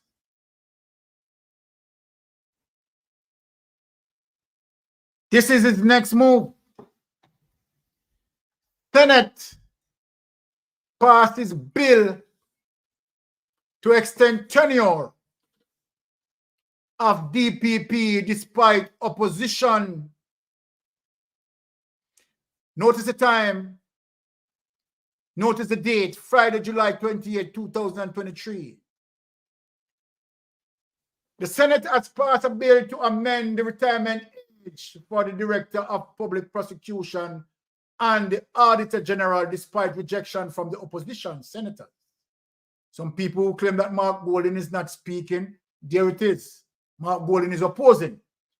There was more controversy regarding the issue on the Friday, particularly with regards to the extension of the DPP tenure after a letter surfaced hinting that some members of the Office of the Director of Public Prosecution were against the proposed extension.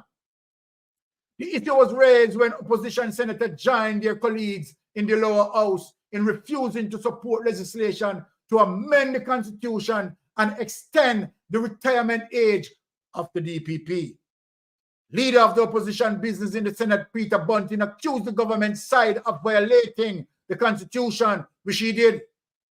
He questioned the motive of the government to cause controversy in its aid to extend the tenure of the DPP, Paula Llewellyn. Senator Bunting then cited a damning letter written to Prime Minister Andrew Holness and Justice Minister Delroy Chuck by Senior Deputy DPP Cathy Ann Pike, calling for a postponement of the constitutional amendment and investigation into the viability of the DPP's office. Take that away.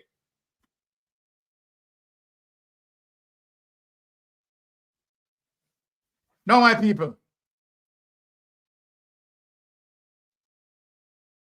Andrew Holness making move. Beverly Small, Juliet Holness should not have been the deputy speaker in the first place. Exactly. Andrew Holness making his move. Right? But people, let me ask, why did Andrew Holness allowed to make that move? I want people to understand why he was able to make a move like that. So I am going to show you the 2020 election, general election, and show you now that the Prime Minister, Andrew Holness, could not have done nothing like this during 2016 when he has a strong opposition. He would have been opposed. He would have been stopped. the DPP time wouldn't have been extended.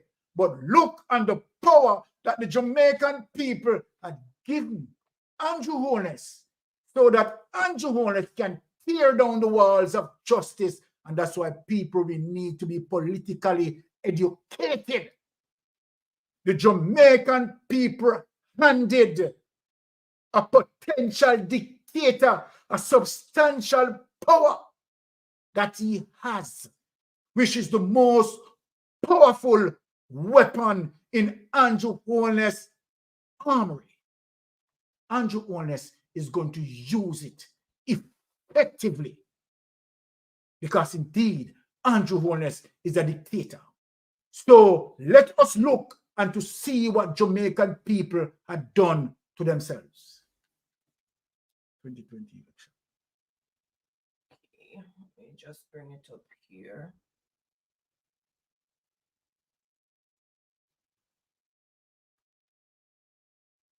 Here. So then the 2020 election, and if you roll down and show the people, the 2020 election, you see that the electoral map was fully green. 1 second. Right? I want to scroll down unless you're going to minimize. Yes. All right. So the okay, just let me just explain it to the people. It's not. Okay. So we have seen, take it down. We have seen the 2020 map. Take it out. Yeah, take it down. The 2020 map, fully green. The Jamaican electorate elected Andrew Holness in power, giving Andrew Holness 49 to 14. Rendered the opposition weak. The opposition cannot oppose Andrew government.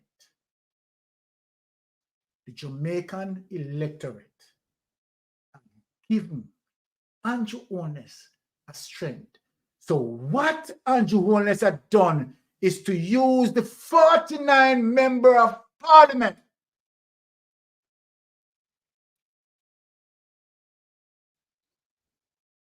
to go against the constitutional norms and extend the DPP. What Andrew Holness has also done when he got the power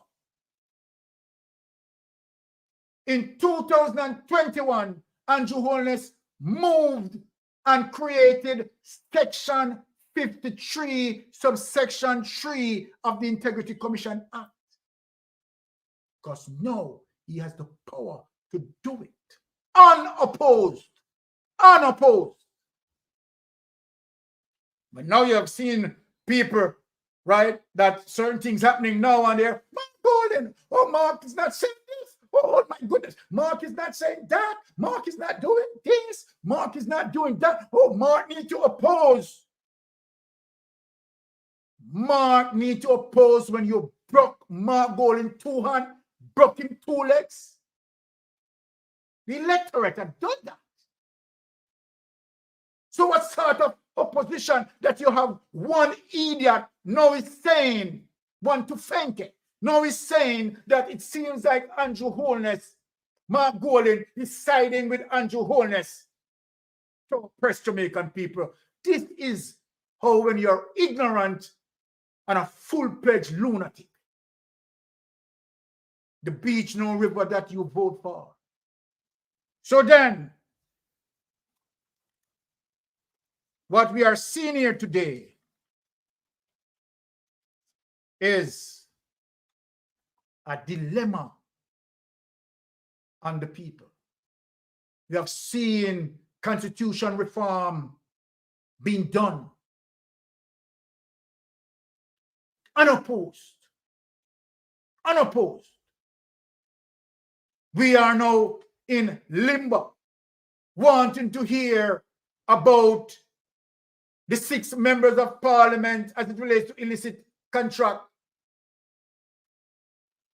They are now changing rules as it relates to the 49 members who are going to support those policies action that those reports goes to the oversight, integrity commission oversight that the House Speaker sits on, and his husband is in this cloudiness. So Jamaican people, I want you to understand that the only way forward that we have now, Tara, can you pull a fast one like Harry Houdini? Tara, that's so true. So Andrew Holness, Houdini, the electorate. So I want to know tonight, and I'm speaking to the 63% of persons to understand how I pull this through in providing clarity so people can understand if you are going to allow this madness and corruption to continue. And so then, for the 63%, we are asking people to vote for the People's National Party. We have seen Mark Golin make effort and go even further than the Integrity Commission Act that been passed. He also drafted an impeachment bill where members of parliament can be punished. So when we are talking about the politics, we study the politics. We know the politics. And so then, without any further ado, I am going to ask the potential Prime Minister, right, to finish this last clip and to have an understanding that Mark Golin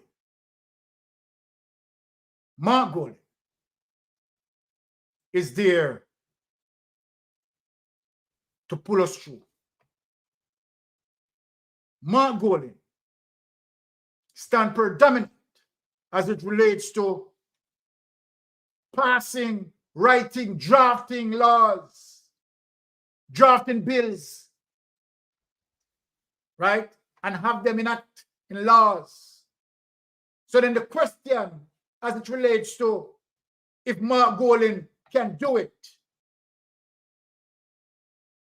Mark Golin has been there, has done that. Mark Golin, when he was the Minister of Justice, had passed, drafted over 120 policies. Andrew Holness never done none.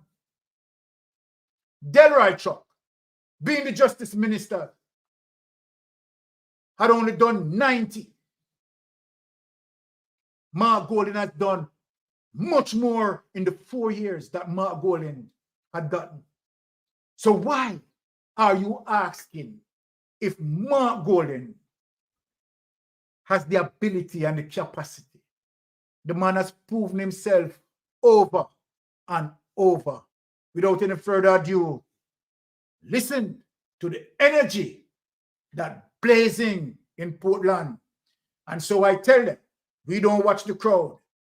There is a new energy moving in Portland, and none of them didn't collect any money to go to that Portland rally.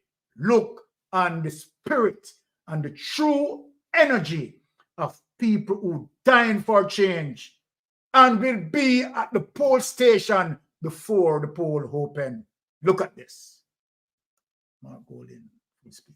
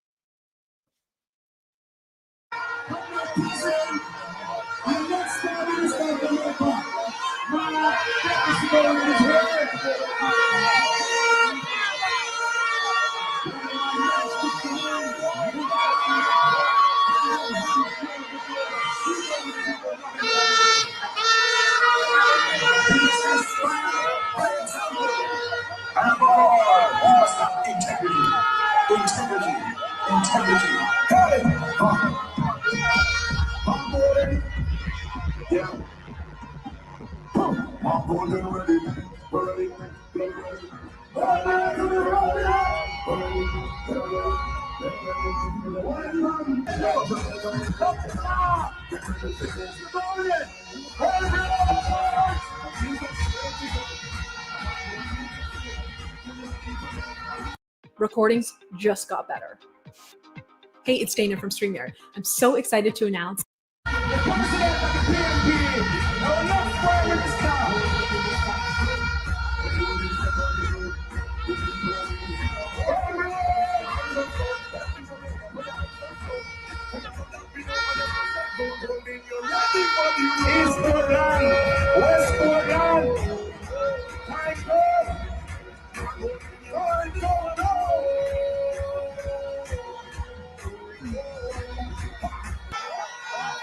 Yeah, man.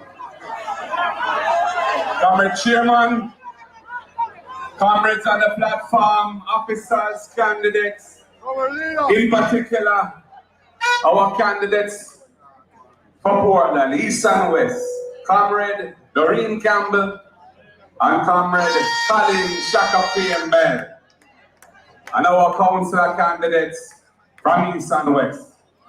Boy, I've come here tonight and I feel the winds of change blowing through Buff Bay. I feel and I see the river, the PNP river, coming down, bank to bank. And I know that time come for a new day in Portland. Time come to remove the bars and bring in the shining stars of the People's National Party.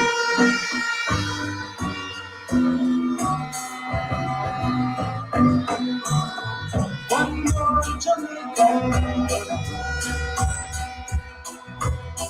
One more I hear the Prime Minister disrespecting and misrepresenting the record of the People's National Party at their annual conference. We in the People's National Party are proud of our record over the years for the people of this country. There is a reason why Michael Joshua Manley is the most highly regarded and loved, popular Prime Minister in the history of this country. And it is because of what he did for the people of this country when he was Prime Minister. He established a National Housing Trust. He made sure that no bastard not there again. He brought in equal pay for women. He brought in maternity leave.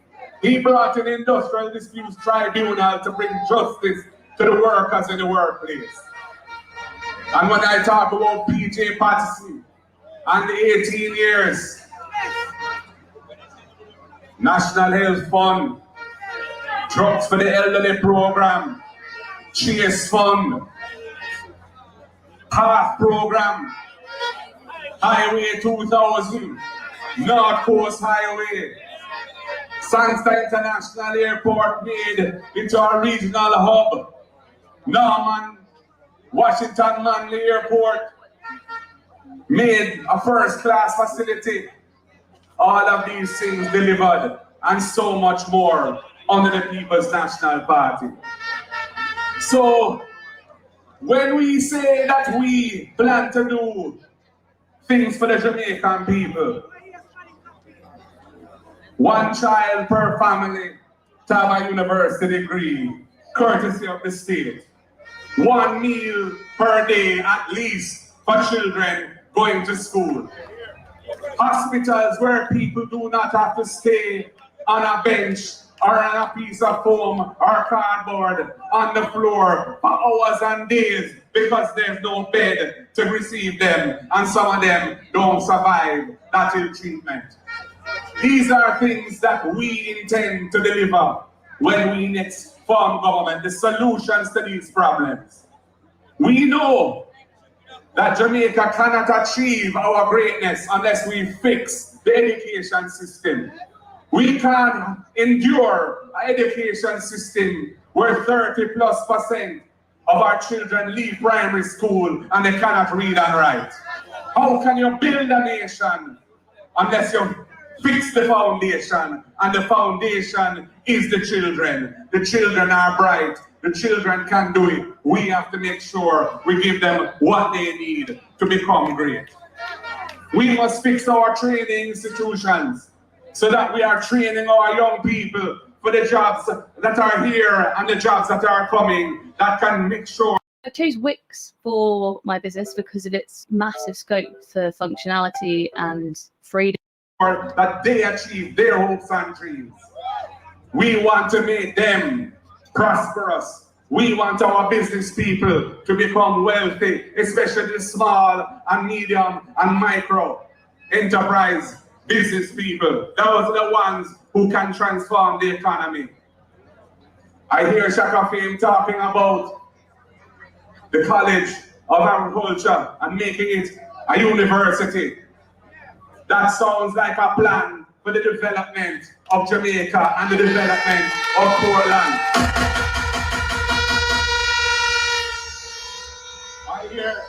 I hear Comrade Doreen talking about ensuring that Buff Bay has a market and ensuring that the coffee farmers of West Portland get a fair deal and they get the roads they need so they can get their produce out and get the other support that the state must give them so we have a vibrant coffee industry. That sounds like a plan for West Portland. The last time the People's National Party was in government, we had to fix the public finances of the country. We had to solve the debt crisis that had plagued Jamaica for decades. We had to set that on a downward path so that the country would have more resources that it can spend on uplifting the people. The PNP delivered that for the future of Jamaica when we were last in government.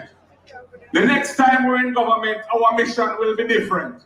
Yes, we will pursue proper fiscal management because we understand it and we believe in it. But our focus will be on uplifting the human capacity of our people, investing in our human capital so that our people can achieve their hopes and dreams by having the right foundation and the right support, by a caring government, a government of integrity, a government that is there to deliver for the people and not to oppress the people, a government that is there to help the people move forward and not to scrape off what should belong to the people for their friends and their cronies. That is what the next PNP government will be about. We must deliver government that the people can have trust and confidence in because they know we are there to serve them. We are not there to oppress them. We are not there to downtrodden them, but we are there to raise them up so they can move forward and achieve their hopes and dreams. It is only the People's National Party that can promise those things because we have the most corrupt government in the history of Jamaica. They have had 7 years and I hear them begging for more, but they don't deserve any more because they haven't done right by the Jamaican people. And the Jamaican people are turning their back on them because they want better for themselves and their children and grandchildren. And the People's National Party is who they can trust to do that. So the next election, whether it be local or general, it's no joke business. It's no rum and boom business. It's no dig out your hand in the business. It's serious business because we have to get them out. And to get them out, each and every one of you has a role to play. Not only must you place your ex beside the head, but everybody in your family, everybody in your yard, everybody in your lane who has ever said, yes, we believe in Michael Joshua Mandy. Yes, we read PJ Patterson. Yes, we love Sister P. Yes, Peter Felix was a great finance minister. And yes, Mark Jefferson Bowling, we can trust him to do right by the people. Bring them out, and deliver the victory for the People's National Party and for the people of Jamaica. Comrades, the word is love. At this moment, I have to do a very special thing. I have to introduce to you your candidates and formally install them as your candidates for the upcoming elections, local and general. And I'm going to begin with Western Portland. All right. So there you have it, giving you a slice of what went on in Portland. And of course, what Mark Golden, right, policy positions, right, as he stated them there. Now, my Jamaican people, I'm going to address Cliff Hughes. I had addressed Cliff Hughes last week, right, and corrected his behavior. And I left in his vial, in his credibility vial, 15% of the credibility liquid.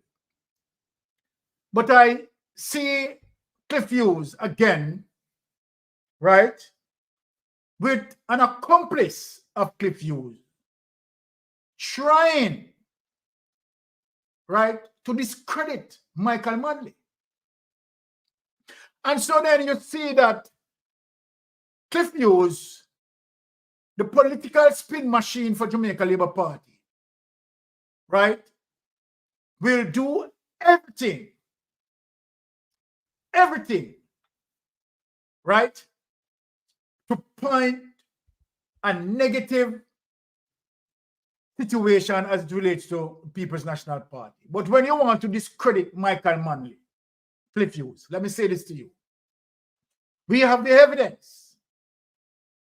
And when you are using your psychology or reverse psychology, right, we have the evidence to present to you.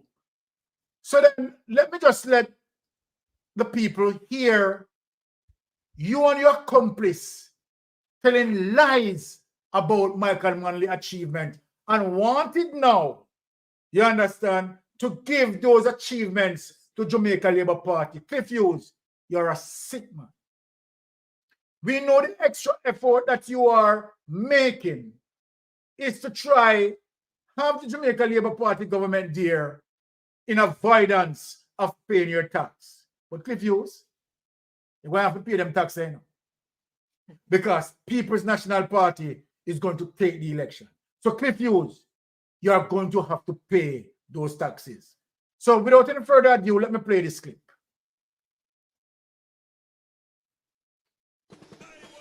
Yes, Chopper.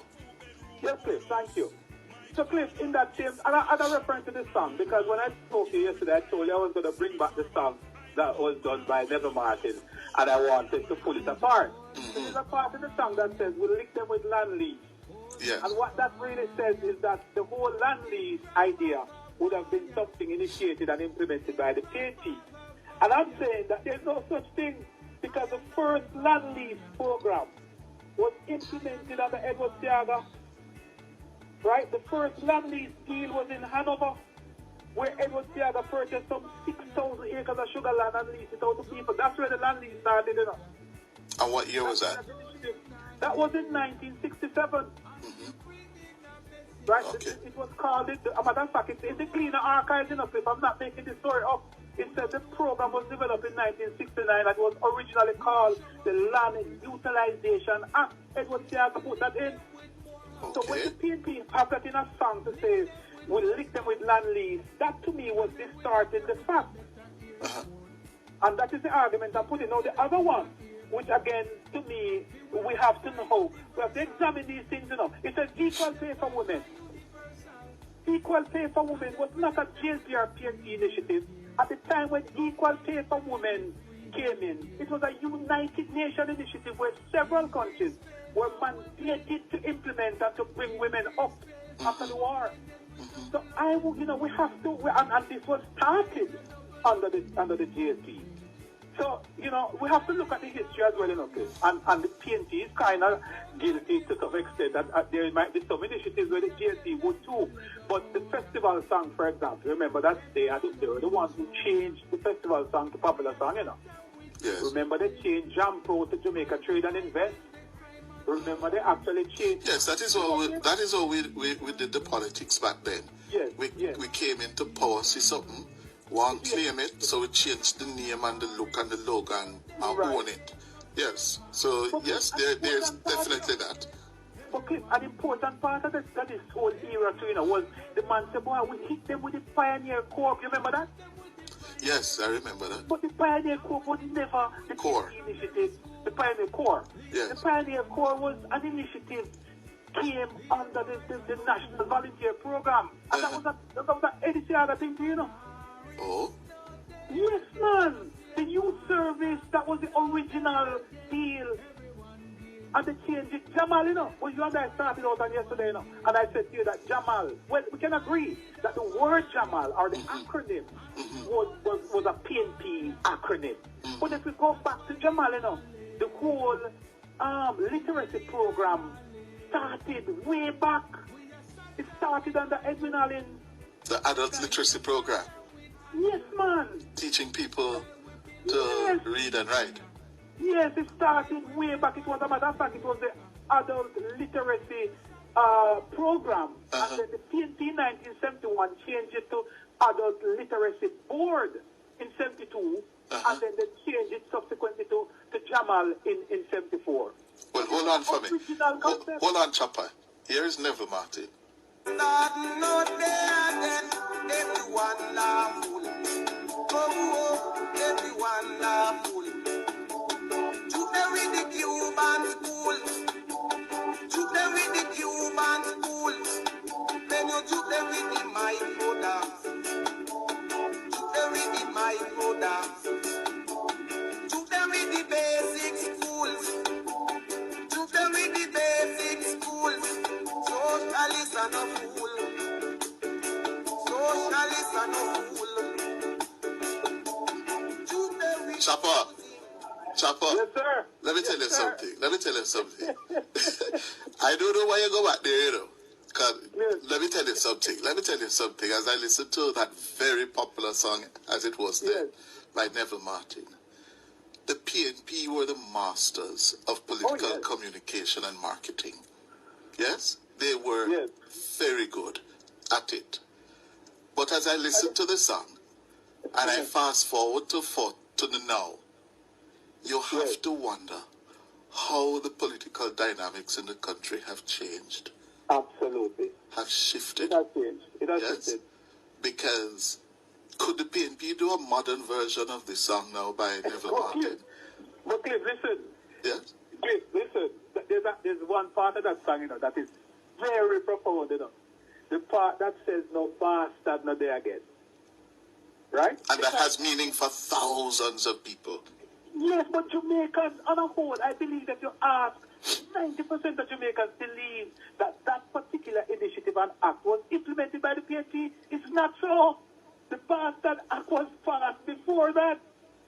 Before the Manley administration of 72, 80? And was passed before. When was that passed? All right, so that particular act. Producer, Google that for me, find that for me, because what they're putting on the table, and I'm sure some of the more senior comrades listening could call us to say. The act was passed in 1969, November 5th. The Greener have it. November 5th. Check that for me, Christine. 69. And this was under Busterman's. This was. And it outlawed bastard the whole notion of. So we are going to stop him there in his tracks, and tonight we are going to expose him. And no wonder why, my listeners, that Cliff Hughes was sued by PJ Patterson, right? Because he seems like he's an unlearned person, right? And just act on his ego without due research.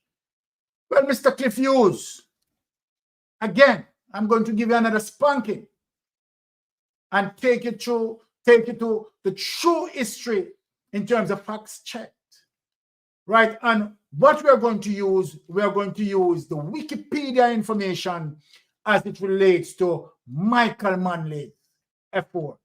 And when we Google what you stated that we are to Google, we find none of that BS. So obviously, right, you and Chopper is chopping the line of truth. Well, we understand, so not Chopper, So I want to just continue to chop the line. It now go work this time. We are here. All right. So let us put up this document to show the people you understand the truth and the evidence, right, that we have to present.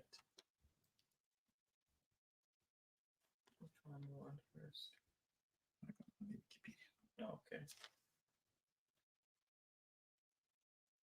All right. Okay. So to Hold on.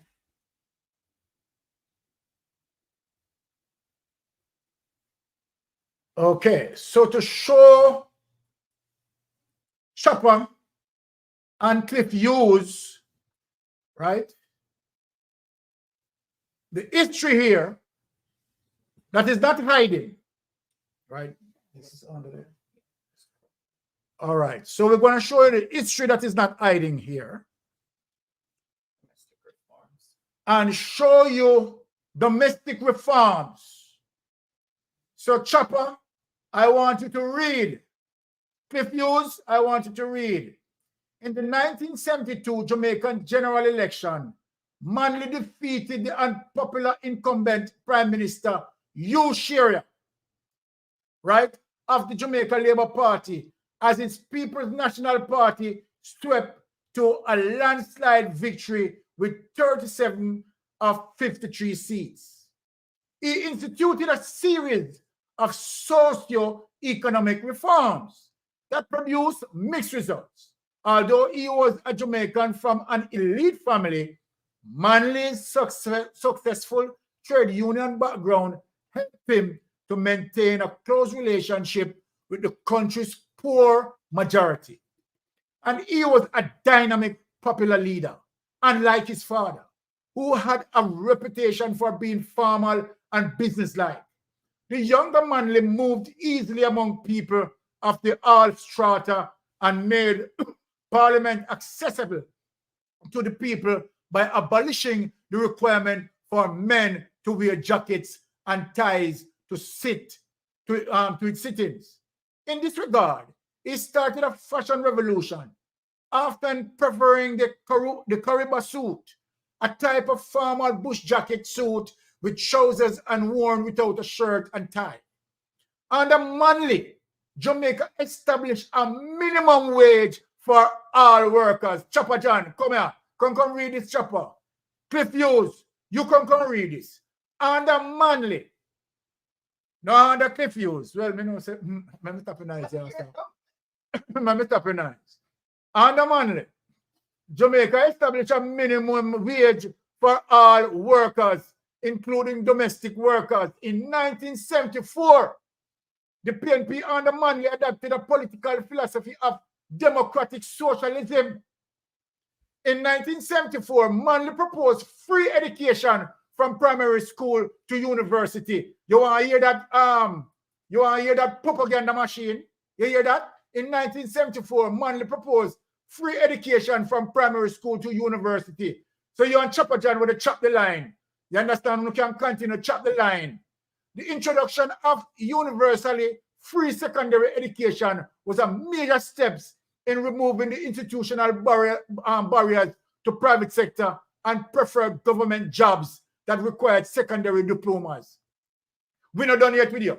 The PNP government in 1974 also formed the Jamaica Movement for Advancement of Literacy Jamal, which administered adult education programs with the goal of involving 100,000 adults a year. Land reform expanded under his administration. You hear that, Lion Chopper John? Historically, land tenure in Jamaica has been rather inequitable. Project land leased introduced in 1973, Lion Chopper. You understand? Uncle Cliff Hughes can't fool because he's very unaware. That's why I get last word. Attempted an integrated rural development approach, providing tens of thousands of small farmers with land, technical advice, inputs such as fertilizers, and access to credit. The minimum voting age was lowered to 18 years, while equal pay for women was introduced. You hear that, Chopper? Chopper, you can't chop this line here.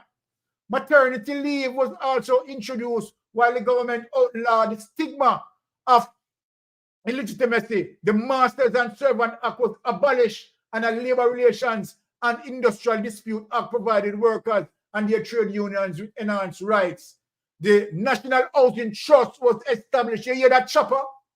Eh? And that's why Andrew Holness now they chop down the whole of National Housing Trust and I put that the money there in a SSL. And that, you know, providing the means for most employed people to own their own homes and greatly stimulated housing construction with more than 40,000 houses built in 1974 and 1980. So many of them go further. Just take me that money. Right? Look now. Look here. Subsidized meals, transportation, and uniforms for school children. Now we are in the chopper. But hold on, you say you're ungrateful, Cliff Hughes. Because when you get somebody to meal, you know, me get it, so you get it. Me get it. You understand? So you get it and you're older than me, Cliff Hughes. So if me get it, you get it. Subsidized meals, Cliff Hughes, what you eat from what Michael Manley effort do. Transportation and uniforms for school children from disadvantaged backgrounds were introduced. Right? Together with free education at primary, secondary, and tertiary level. Special employment programs were also launched, together with programs designed to combat literacy. Increasing pension and poor relief were carried out, along with a reform local government taxation and increasing youth training and expansion of daycare center and upgrading of hospital. But Cliff Hughes, a bad mind. Cliff Hughes, you're ungrateful. You understand? You're not thankful for what Michael Manley do to you. You're worthless, Cliff Hughes. A workers' participation program was introduced together with a new mental health law and the family court. Take that away on it. I'm not going to go back. It's 2 minutes to read out. Right. 2 minutes to read out, Cliff Hughes. And you who benefit, you understand, to show you your bad mind and corrupt, you need to go pay the tax. That's what you need to do. And let me show you, not only Wikipedia, I am going to show you a next evidence of people, you understand, attesting to that. So Cliff Hughes, that's only not only Wikipedia. So let me show you more concrete evidence. Now, let us go to the Jamaica Observer. So I am showing you from different angles, Cliff Hughes, different angles. Michael Manley historical win. So Cliff Hughes, you come stand up in the video light. You, Cliff Hughes, you come stand up in the video light. Right? So hear it. Manley, a mesmerizing speaker, a mesmerizing speaker, whose language, right, Adi McDre reached out to the people and was a serious statement for change. Serious statement for change. Kamel Hardo, a key member of the campaign team that helped make Michael Manley Prime Minister of Jamaica in 1972, says his controversial policies made him the perfect leader for the country at that time. Melado 83 spoke to the Jamaican observers days before the 50th anniversary of Manley's historic victory, in which he led the People's National Party, PNP, to a 37 win and 16 win over the Jamaica Labour Party on February 29, 1972. Absolutely, said Malado when asked if Manley made a difference in his first term as Prime Minister. The 70s did two things for me. For all the difficulties of everlasting importance, some legislation was passed, which to this day is still there. Equal pay for women. You hear that, Cliff Hughes? Cliff Hughes, come here. You hear that? This is testimony. Testimony. Maternity leave. The Industrial Court. The Bastard Act. These are profound pieces of legislation. The Bastard Act was the popular name coined for the Status of Children Act passed in 1976. So you're a liar, Chopper John. You're a liar. That's one of desperate. That's when I want to take a PNP something now and give to JLP. You're really desperate, man. Which made all children equal before the law and just eliminated from our vocabulary the stigmatized word bastard family used in reference to the children born out of wedlock. So, only take that away. I just wanted us for them to prove that. Now, I am going to play my final clip in warning people, right, as it relates to stay away from Jamaica Labour Party trying to poison the vote in buying votes, right? Now, people, we understand how it goes. I mean, if you don't want to take the money, eat the money, and vote for PNP and nothing that, right? Take the money, you understand, and vote PNP and nothing that.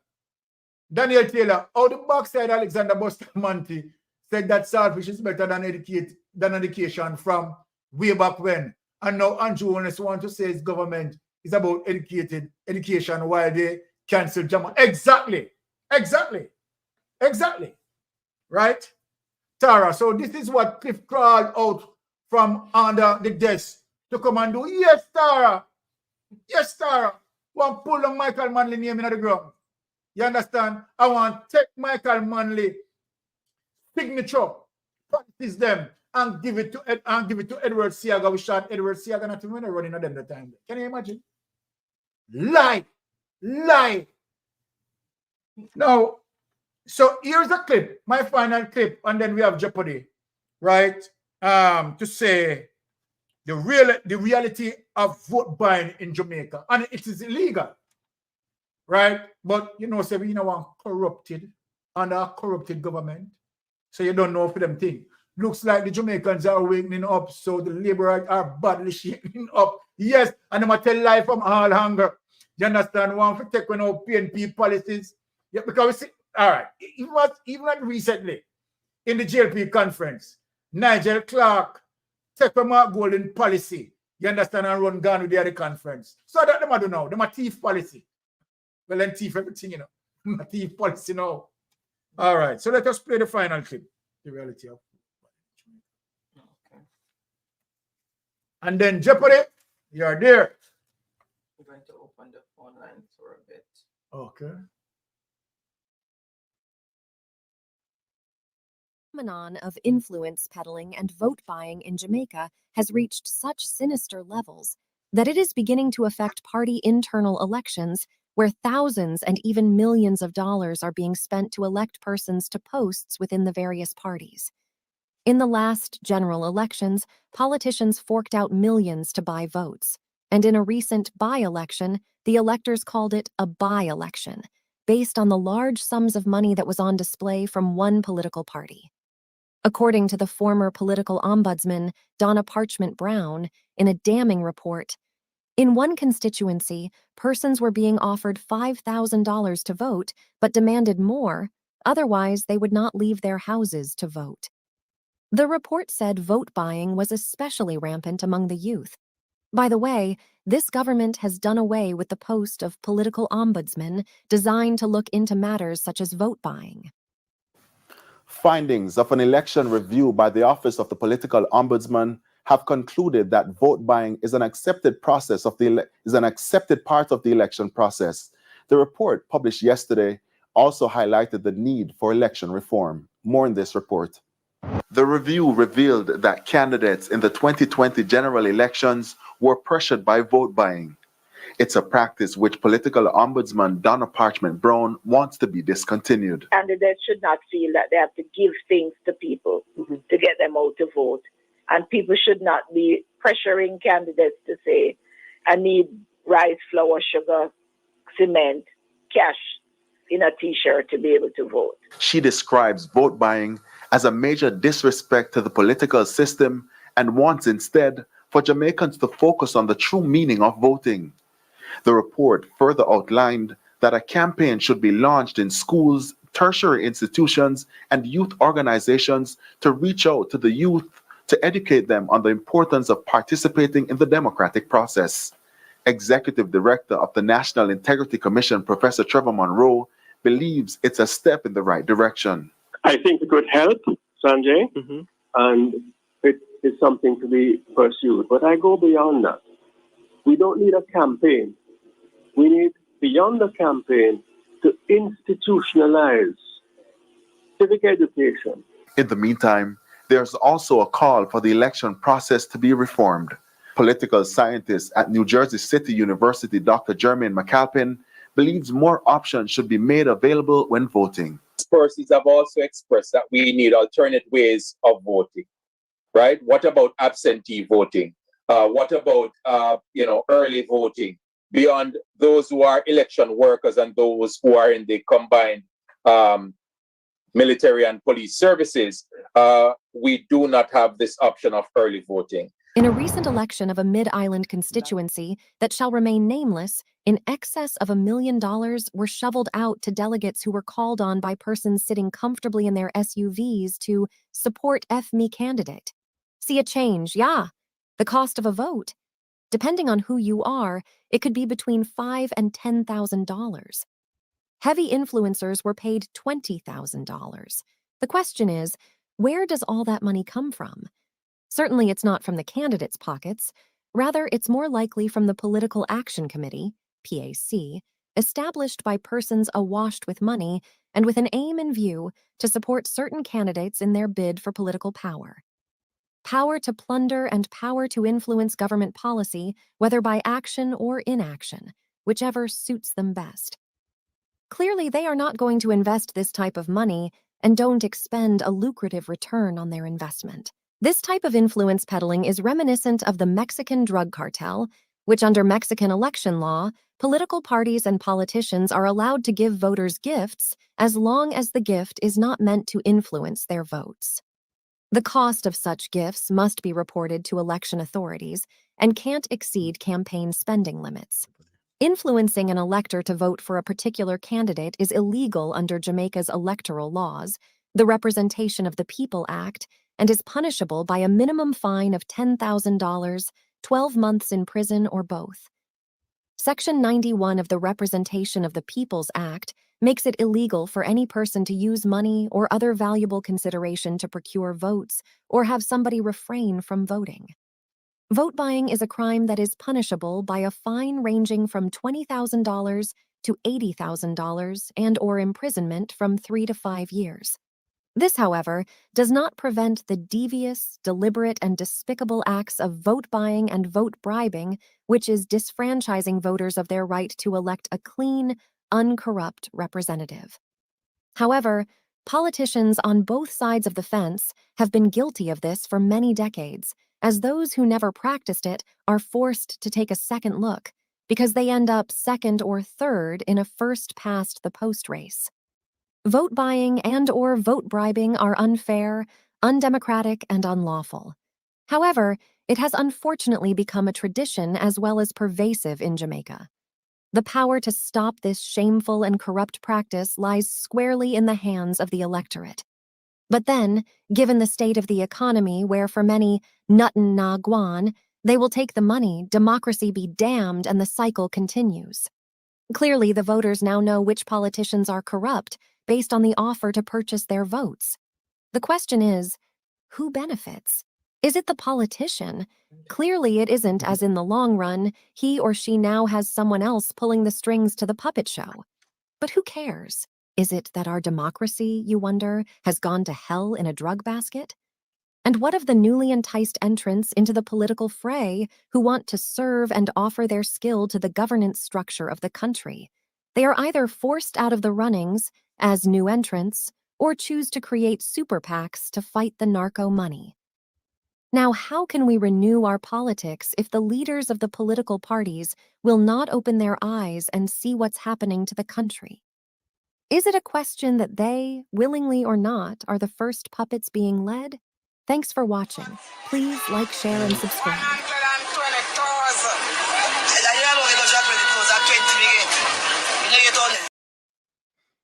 All right, so there you have it as it relates to my portion of program ended right there with that clip. And Jeopardy, I'm going to hand over to Wifey for Jeopardy. All right.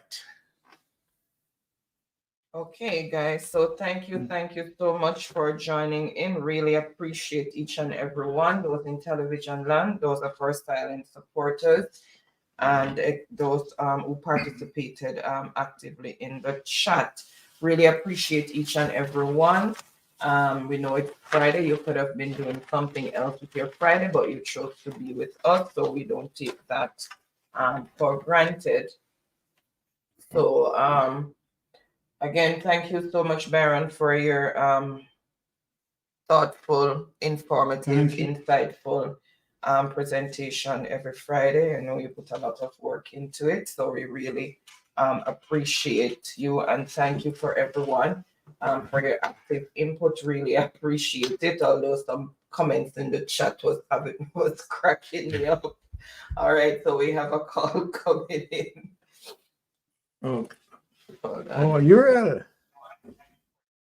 Go on, Uriel. Go on. What? Talk to me. You know, I want to go back. I want to go back to the earlier part of the discussion. Yes. With the SSL thing. Oh, yes. And I draw my conclusion from probably about a month and a half ago or 2 months ago. Yes. When Nigel come out after I did that taxpayer money I pay the SSL workers. Aye. And he come back on time and say the SSL have an insurance company, is some insurance in England. Mm-hmm. Right? You have an insurance in England, so you're dealing with pounds, no sir? Exactly. All right. But his argument was that they get $150 million US.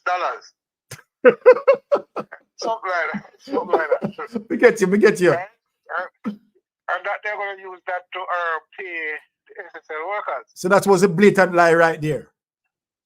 So my belief, my thing is, how can you insure, if I insure my vehicle, right? I can't take my insurance money if my vehicle in an accident. Exactly. Pay my lawyer because we kill somebody on the road.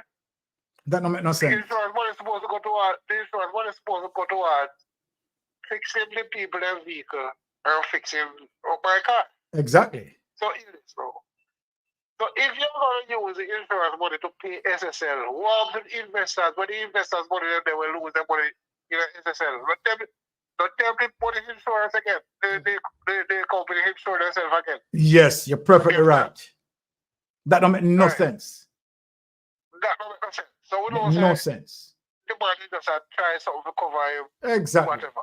Exactly. All right? All right. Come down to today. Yeah, come down to Wednesday now. Thursday morning, you come on, breaking news. Right? Hold on, before we come to the breaking news. In the initial stage of the Cascas, with good brethren, Nigel, come on, go tell the Jamaican people that the FBI and Crawl from Canada or Crawl from England. No, Crawl from England. Crawl from England. So we to our way wherever they come from. Along with the all sorts of financial agents in Jamaica are investigate the thing. No. How do you think Jamaican people is so? I know some Jamaican people are intelligent, so I don't want to use that word. Mm-hmm. Right? But how can you come at this stage, come tell me, say, you from January, you have investigators from England, Jamaica, the United States are investigate this thing. So when the people that thief them computer Wednesday night, what they thief the computer for? But look here. Now, you as an investigator, right, is investigating a massive fraud like what occurred in SSL. The devices that use as it relates to gathering data, as it relates to investors' information, you being an investigator, right? You're not going to have that in your custody? Talk to me, Yuri. You know what's the first thing that you take? Sure. So we get information from our tell you here to me say, you don't have the computer on a check on a time. So we don't take them Wednesday gone now. All of this information gone from those computer. All right, you're right. And you will sit down, Nigel, you will sit down in your office and come up with that content Jamaican people. Crazy. This man who claimed that, you understand, the recipient of a PhD, and that is why I'm PhD, you understand, giving him to tell people, it's crazy. You know what kind of PhD in Jamaica do? Talk to me. Pothole dodgers. I see you. I see you. Right? So the Bible have a term for those kind of people. It's crazy. Always learning and never come to the knowledge of the truth. Boy. Then people that wouldn't want to hear more from them. All of these will come tell me how the people that were invest their money in the SSL or get it back. Not going to tell you about the foolish system because that's not cut no way. Corruption, my brother. You can't come at this stage, you can't come at this stage and tell me about computer. Because all of that information is supposed to take off of the computer in a long time.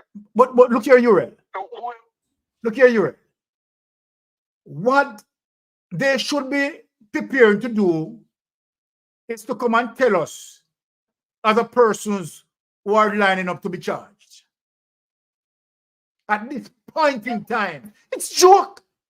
It's a fiasco. It is a fiasco, I'm telling you. Right?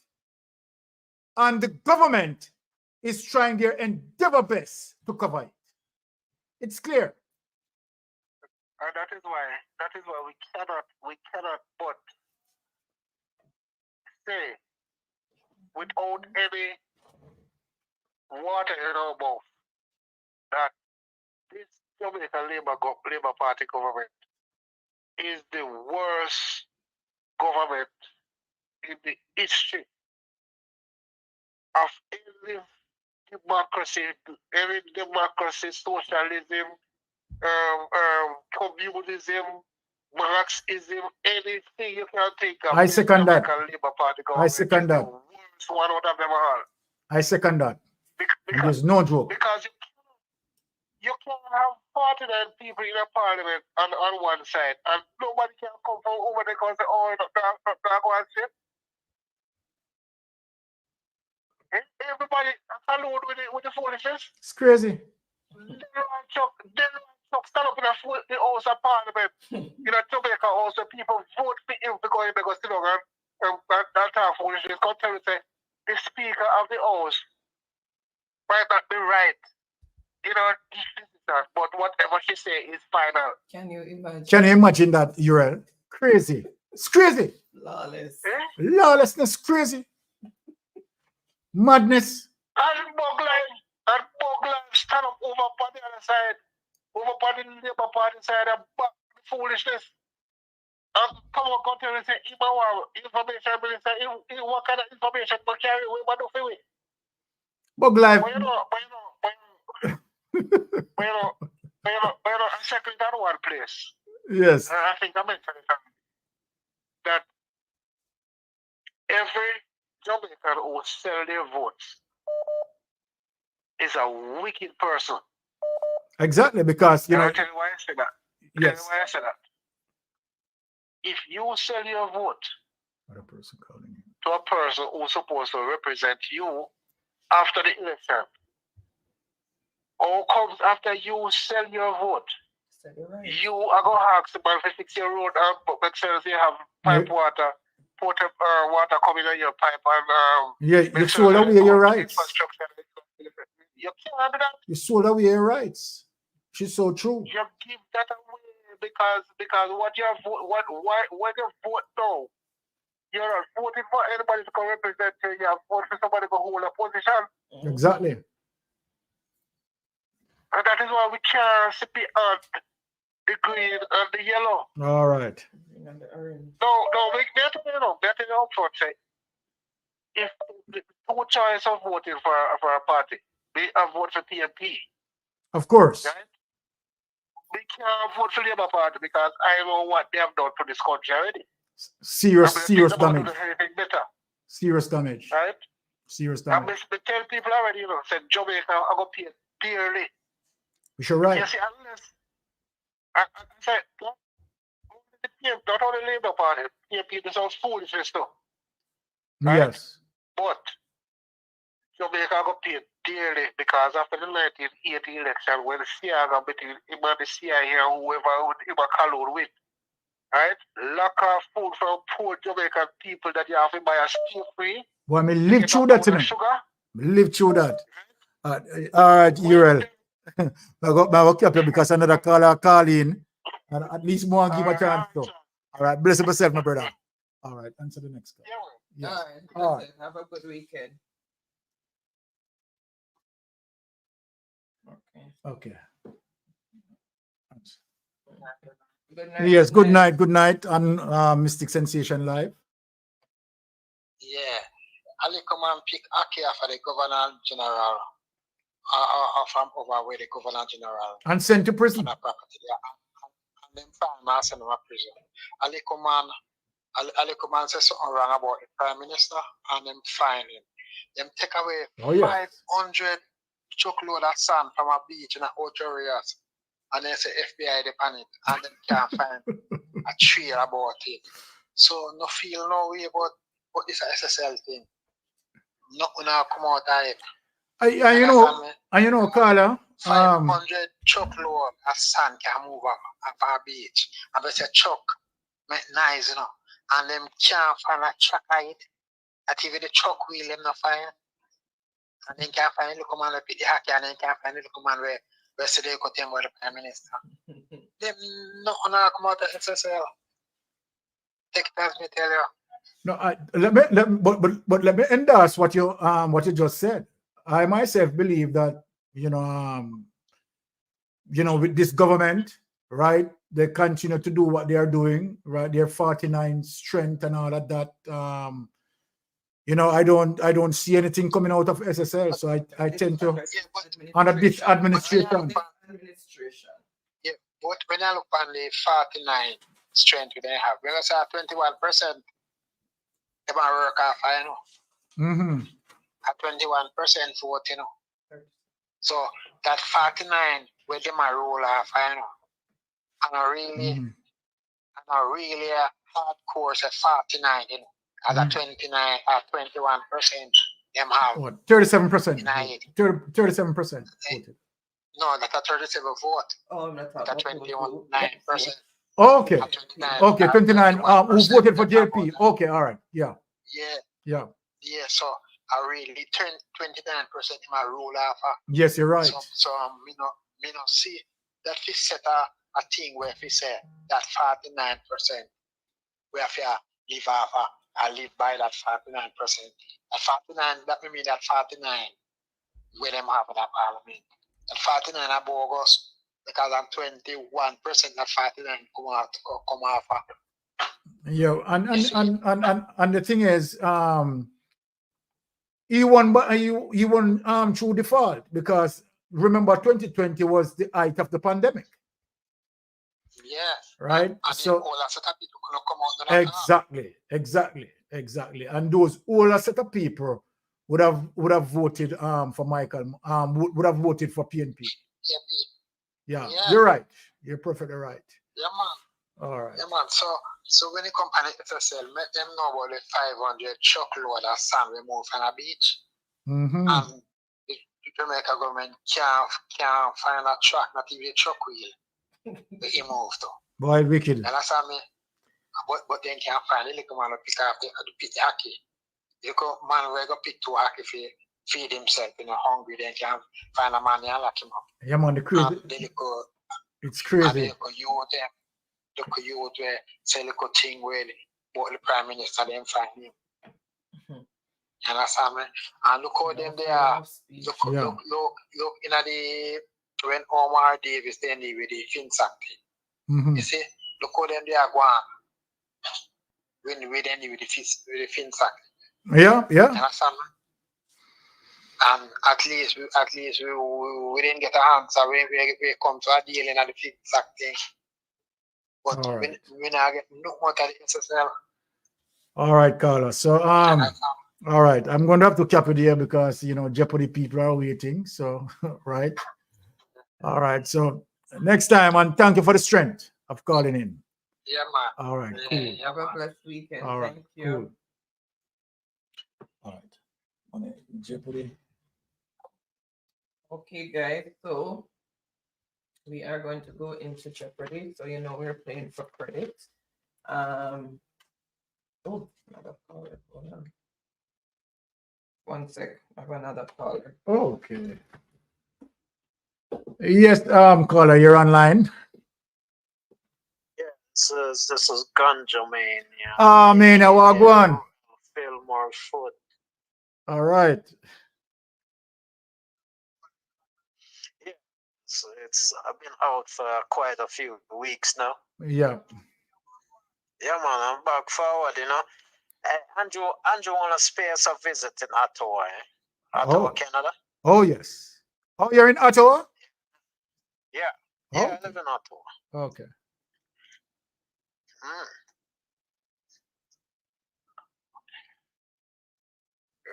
Yeah. Yes. Go ahead, Mania. And so I try to talk about his clerks, but the audience cut them short, so you have to change that topic. Are you serious? Are you serious that he tried that? Wow. Yeah. It's crazy.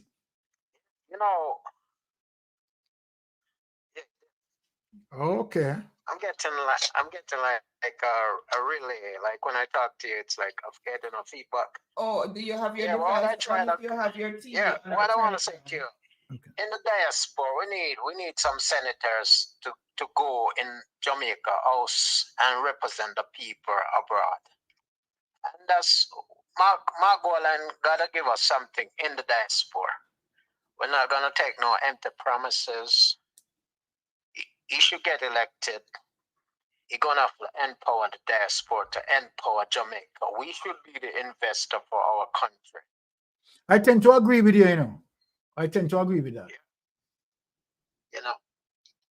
Right? Because sorry, as it relates to in Parliament, if you have some representative as it relates to the diaspora, more strength to the diaspora. Yeah, so I agree with you. Yeah, and I see that, but we need 3 senators from the 3 main remittance countries: the ABC, America, Britain, and Canada. Yeah. One person from these 3 these divisions. Yes. These people are the main contributor to Jamaica economy. It's a diaspora that keeping Jamaica floating at this present moment. Yeah, you're right.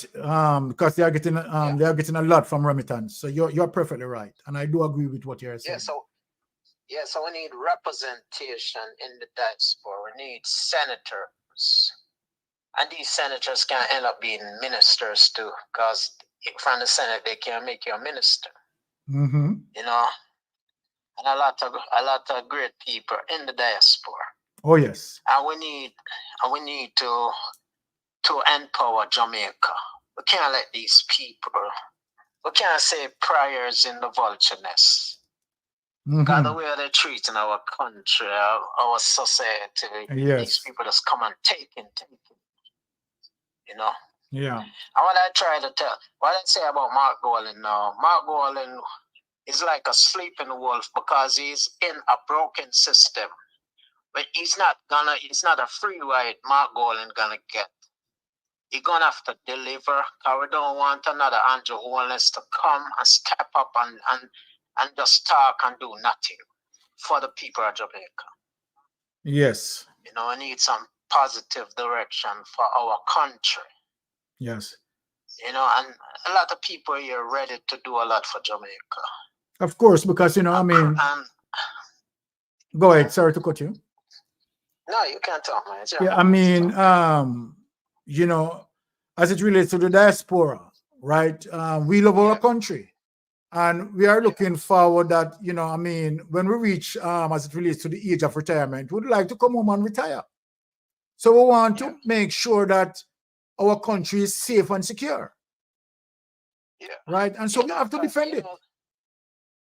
Yeah, you know the man named Anthony Hilton? I met him once in Ottawa, and he was in a city hall, and he said he don't care about us in the diaspora if we should return. You know, because he don't care about us. That's what he said, eh?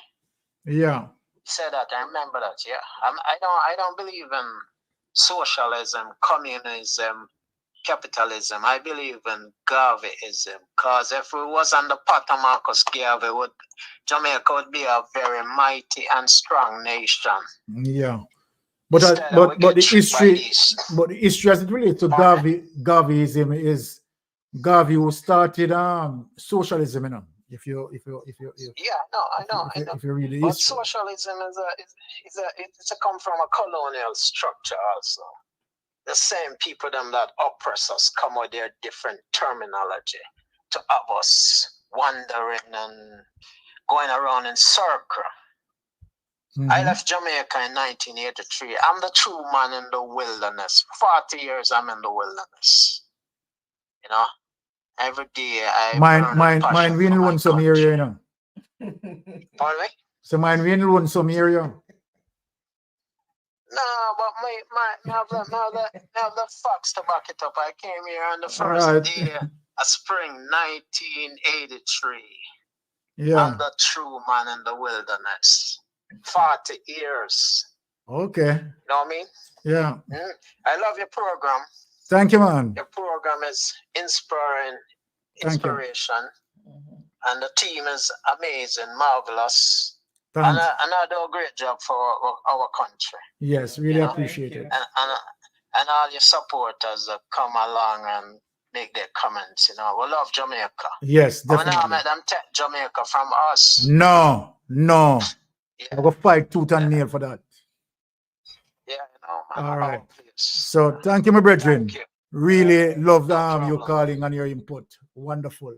Yeah, thank you. Yeah, man. All right.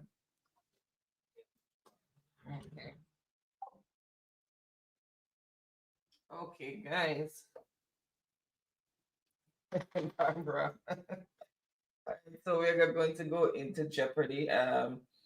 So again, thank you for those who called in. Really appreciate the support. And thank you for additional input. So we are going to go into Jeopardy. Let me just close out these additional. So, all right. So we are going to be playing for credit. The questions are going to be in the form of a statement. You answer in the form of a question, and you start the question with what is or where is, if it's the name of a thing or place, and if it's the name of a person, it's who is, and then the answer. So the first person to answer the question correctly will choose the next question, and it continues until the board is empty. We are playing for $1,000 digital or flow credit, Jamaican, and then there will be 4 runners up of $500 credit each, digital or flow, and the game is open to everyone. Everyone is welcome to play. If you are in the diaspora, you can donate. Janet said, brilliant job, Byron. Big up yourself, Janet. Love that. Thank you, Janet. And if you are in the diaspora, you can donate your credit to someone in the chat, or if you have a family member you want to donate it to, then you can do that. So on the board, we have Unscramble, Name the Country, Car Logo, Reggae Trivia, and Jamaican History. So this is another form of learning. So,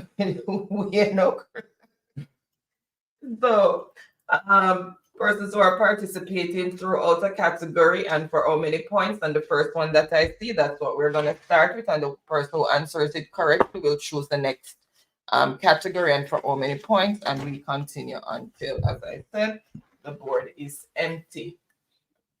Okay, thank you, Barbara. I love the live tonight. Thanks, guys. Thank you, Barbara. Thank you, Barbara. Thank you so much for your support. Thank you for being here. All right. So, okay, I see one so far. So I'm just gonna start with that one. Car logo. Okay. All right. So car logo came up first from Andrew, and that is for 300 points. So let's see which car logo is gonna come up. Name the car company that uses that logo. Did you give me a pen? Not that one. That's small point. I prefer the fine point one. Is this? Yep. Okay. All right. Name the car company that uses that logo. Welcome, Empress. Happy Friday. Thank you so much for joining in. Okay. All right, I see the answer that I am looking for, and it is what is Subaru, and it is for 300 points. So let's see who first came in with the correct response. Let me just refresh the chat. All right, let me just refresh the chat. What did I just do? Hold on, I took myself out. Let me just get back in. That's the wrong thing. One sec, guys. All right, so let's see who first came in with the correct response. And Ricardo, Subaru, for 300 points. So Ricardo is on the board, and then right behind him you have Andrew, Truck Life, Empress, Nordy, Uriel, Sigma, Six Fire, but he didn't put what is. Home Away from Home, welcome. Happy Friday. Thank you so much for joining in. So you have to put what is and then the answer. Then Daniel. All right. And Wayne also came in with what is Subaru. And Catherine also came in. So choose the next category and for how many points, Ricardo.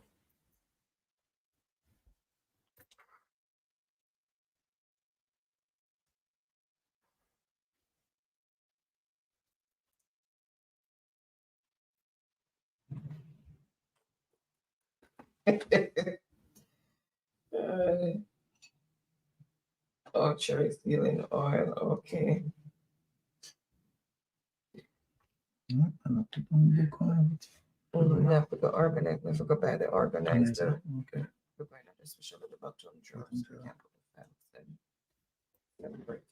Okay. Sorry, I did not release the board. I'm sorry.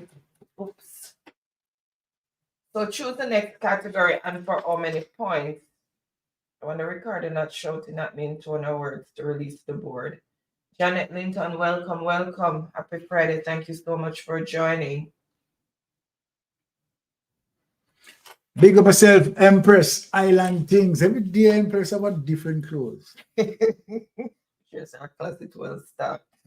Well stocked now. All right.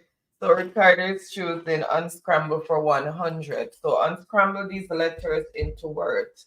Make a word. Unscramble those letters.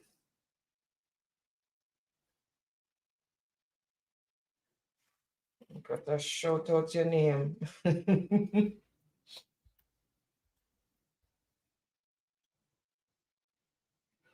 All right. I see the answer that I am looking for, and it is what is headache, and that is for 100 points. So let's see who first came in with the correct response. So first on the board with the correct response is Daniel. All right. Then Empress. And how much for that? 100. Daniel is on the board. Just I got a headache trying to unscramble that hush. All right, so choose the next category and for how many points, Daniel. And so the score as it is, Daniel on 100 points, Ricardo on 300 points. I should have taken 100 of Ricardo that here. Empress and Baron are from with me, I wear that suit. Yeah, it well, one change but my broken now. Yes, Daniel also came in with Eddie, Catherine, Okay, so Daniel is saying unscramble for 300. Unscramble these letters. Unscramble those letters.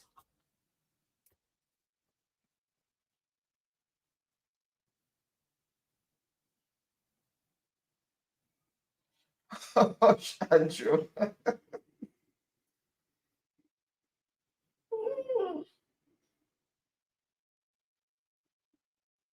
All right, I see the answer that I'm looking for. Known delays. What is vaccination? So vaccination, and that is for 300 points. So let's see who first. Let me release the board before. Let's see who first came in with the correct response.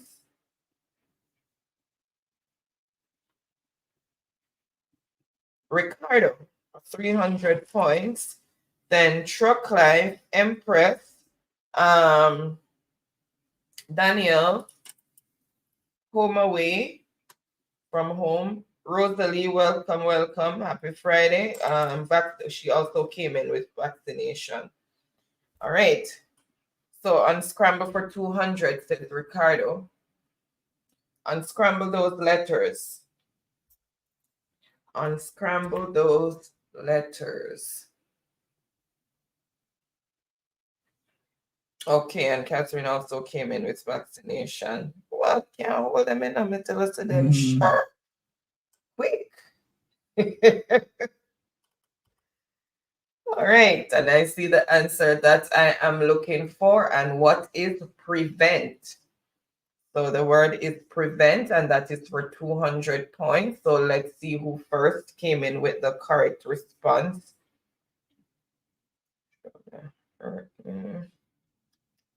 Truck Life, 200 points. All right. Then Empress, Daniel, then Rosalie. 200 points for Truck Life? 200 points, Rosalie. No, Andrew.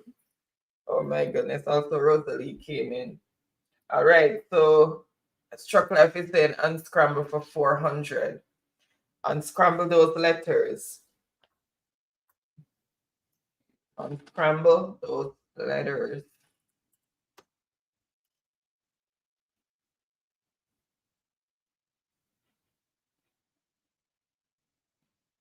Have a blessed weekend as well, Barbara. Thank you so much, and have a wonderful and productive week. Really appreciate you. Thank you.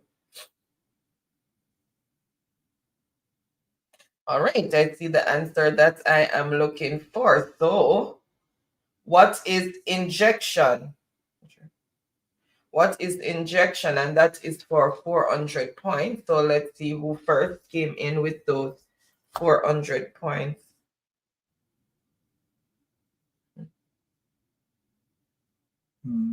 Because you're unbalanced. Move your arm off. Okay. All right, let's see who first came in with those. Sure, studied. Ricardo, what is injection? Then Truck Life, Empress, Rosalie. How much for that? 400. 400? Yeah. Wow. Daniel.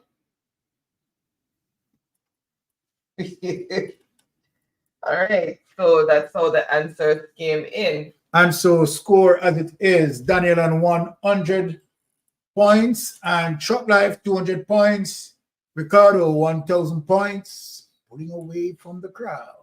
All right, so choose the next category and for how many points?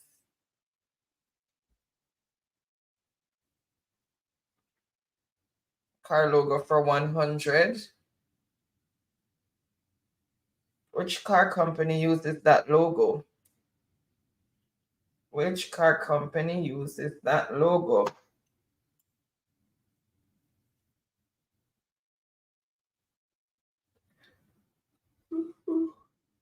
Excuse me. All right, I see the answer that I'm looking for. Known delays. What is BMW? And that is for 100 points. So let's see who picked up those points.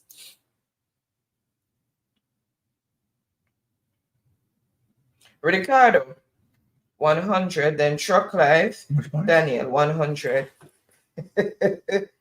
And then Empress, Catherine, Nordy, Janet. Okay, and Uriel also came in with BMW. All right, Ricardo is saying logos for 200. Which car company uses that logo?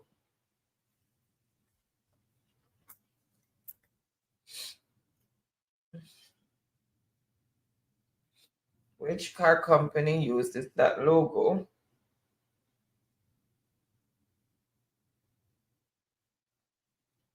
All right, no delays. I see the answer I'm looking for. And what is Mercedes-Benz? And that is for 200 points. So let's see who picked up those 200 points.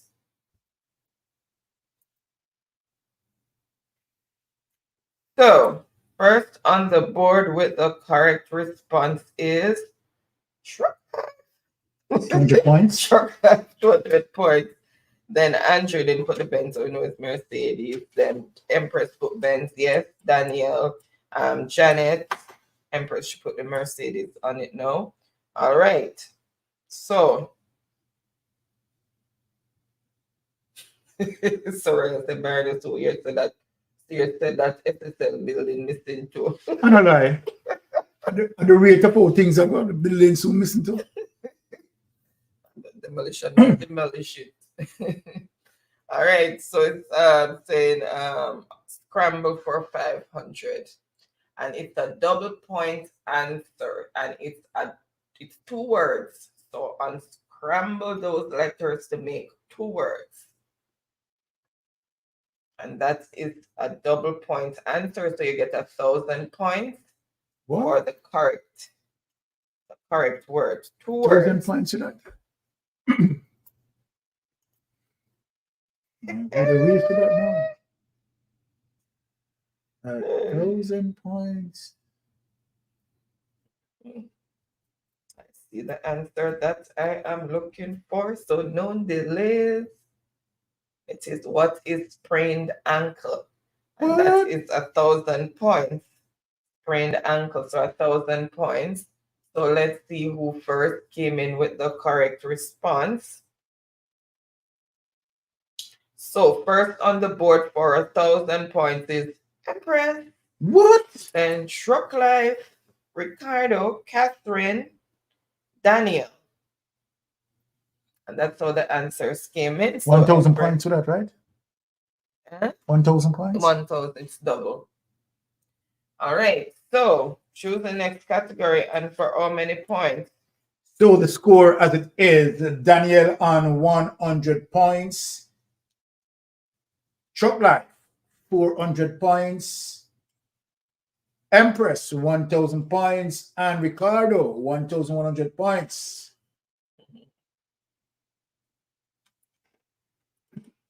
All right, so choose the next category and for how many points? And just have full time and go up on the board. Lol, tricks and trade. All right, trivia for 200 says Empress. Joining the, okay, reggae trivia, is it? Okay.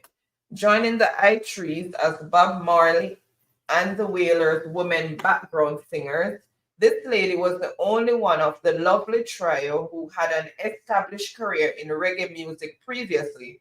She is the vocalist on the monster hit Electric Boogie, written by Bunny Wailer, which fostered a party dance known as the Electric Slide.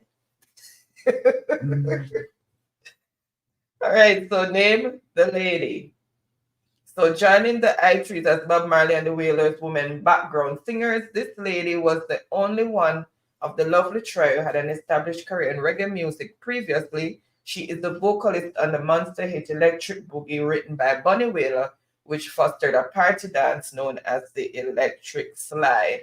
All right, and I see the answer that I am looking for. So, no delays. Who is Marcia Griffiths? Marcia Griffiths' singing career began in 1964, performing with Baron Lee and the Dragonaires. She was offered a recording contract by Clement Dodd on its Studio One label. In 1974, she joined the I3s and performed with the Wailers until Bob's death in 1981. Just some fun facts there. So let's see who first came in with the correct response. Who is Ricardo, 200, who is Martha Griffith, then Andrew, Trucklife, Empress, Catherine, everybody run out, Janet, Daniel, Uriel. And that's how the answers came in. So the score as it is, Daniel on 100 points, Empress 1,000 points, 400 points, and Ricky Ricardo 1,300 points. Sorry, so choose the next category and for how many points?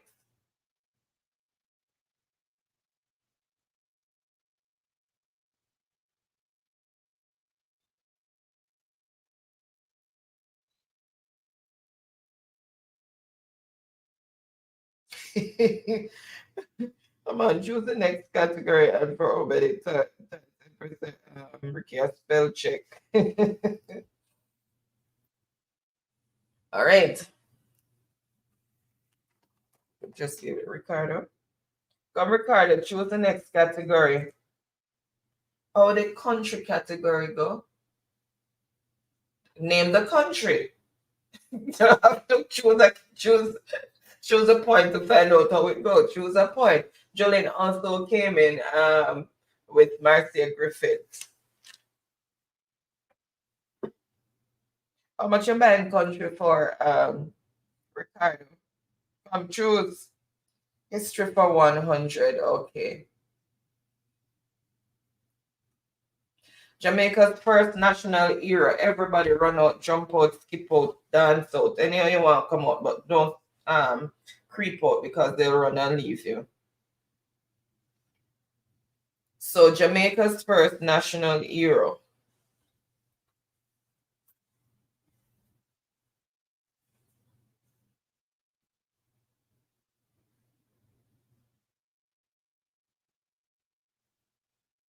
Remember, name of a person, you have to start with who is.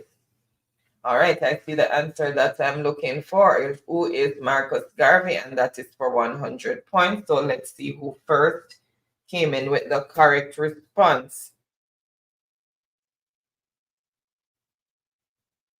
Ricardo, who is Marcus Garvey?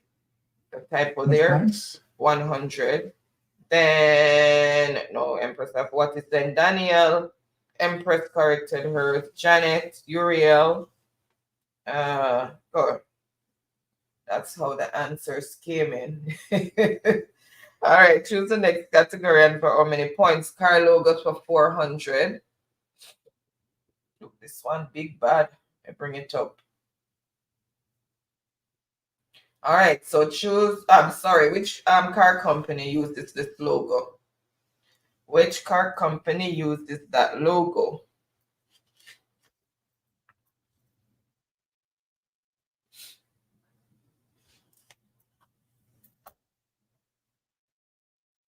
All right, I see the answer that I am looking for, so no further delays. And it is, what is Cadillac? So Cadillac, and that is for 400 points. So let's see who first came in with the correct response. Nothing, no one vehicle, people, no one vehicle. Okay, Beverly, when you get to this point, you're lagging, so you're gonna need to refresh your internet. Your internet is lagging.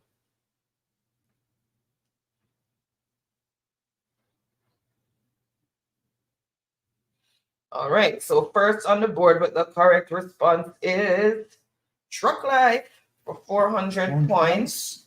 Then Empress, Ricardo, Janet, Catherine. Okay, and that's how the answers came in. So the score as it is, Daniel on 100 points, Truck Life 800 points, Empress 1,000 points, Ricky Ricardo 1,400 points. All All right, so choose the next category and for how many points? And he's finishing off car logo for 500. Which car company uses that logo? Which car company uses that logo?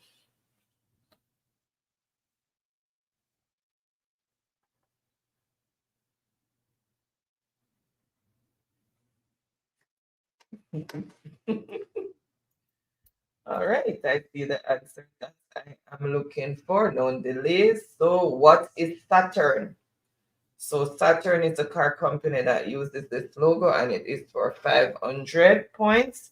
So let's see who first came in with the correct response. Truck Life. Then Andrew. Much for that? 500. 500. All right, and that's how the answers came in. All right, so choose the next category and for how many points? And that would be who's choosing? Truck Life. So it's saying trivia for 100. Appearing in the 1970s Jamaican movie Rockers as the band leader at a resort nightclub, this roots Rasta singer would die in a suspicious car crash, but his band continues to record and perform to this day. One of the band's hit songs was adopted as the theme song for a TV show called Cops 2. Is it A, Jacob Miller and Inner Circle, or 2, Leroy Sibbles and the F-Tones? So appearing in the 1970s Jamaican movie, Rockers, as the band leader at a resort nightclub, this roots Rasta singer would die in a suspicious car crash, but his band continues to record and perform to this day. One of the band's hit songs was adopted as the theme song for a TV show called Cops 2. A, is it Jacob Miller and the Inner Circle, or B, Leroy Sibbles and the Heptones?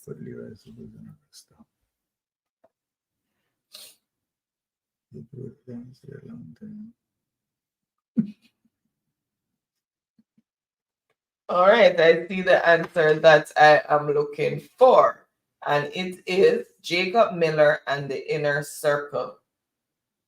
All right, so that is for 100 points. So let's see who first came in with the correct response. Let me refresh.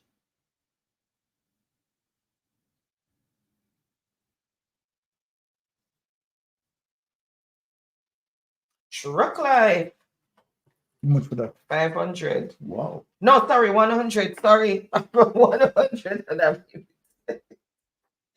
100. Okay. So then, sorry, then Ricardo, Empress. Okay, again. Okay. Then Empress wrote it out. All right, so that's all the, and also Janet came in with A as well. All right, so that's how answers came in. Wait, she's pointing out something. No, Ricardo put what is A. It has to be who is. Thank you for pointing that out. Sorry. Truck Life also put what is A. So it should be who is A. So who is A is Empress. So Empress get that 100 points. Okay. So I'll take it back off for Truck Life? And put it to Empress. So who is, sorry about that. Need to pay better attention to what is and who is. And Janet also did who is. Okay. So Empress, choose the next category and for how many points? Charmaine said those who have 2 answers to be qualified. Welcome, Charmaine. Happy Friday. All right.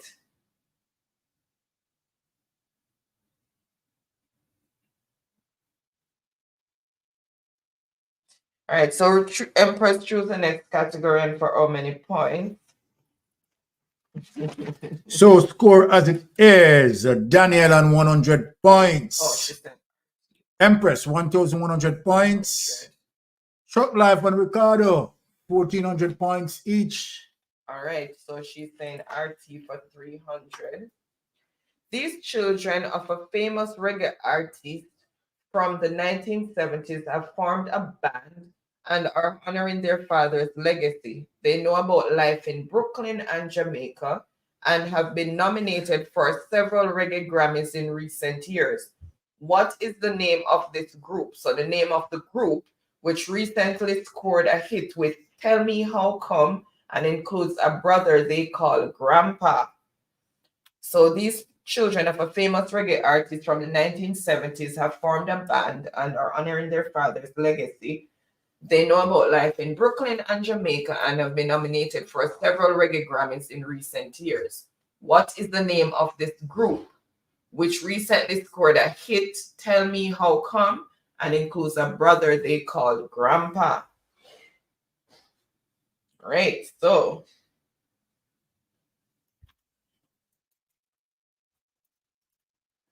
all right, I see the answer that I am looking for.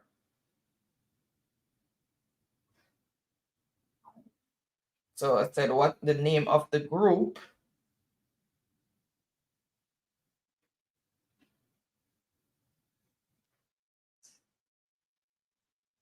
All right, so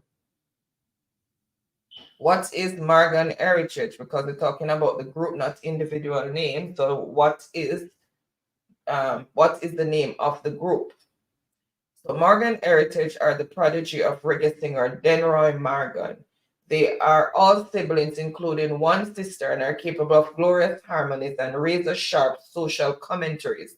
The family makes Fort Lauderdale, Florida their home. Songs like Down by the River and Liberation have established them as the future of reggae legends, and that's just a footnote there. So for 300 points, let's see who first came in.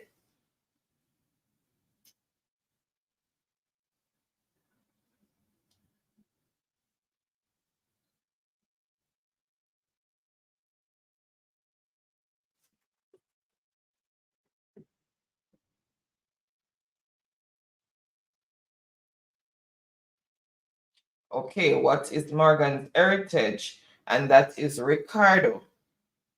So that is for how much? 300 points. Morgan Heritage. For Ricardo? Yeah.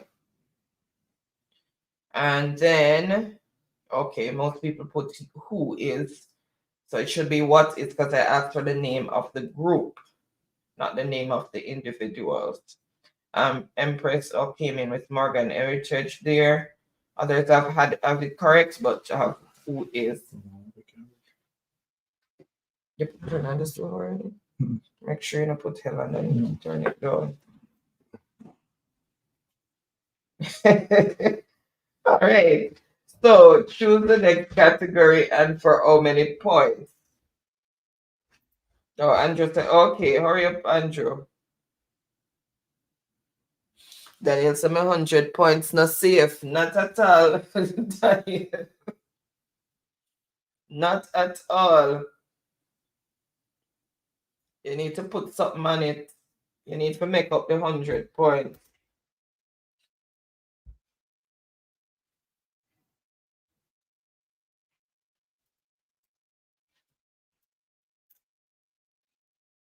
All right.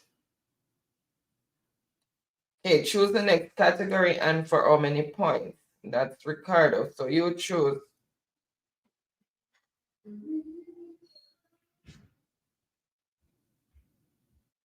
I hope Delco having a wonderful vacation now that you mentioned him there, Ricardo.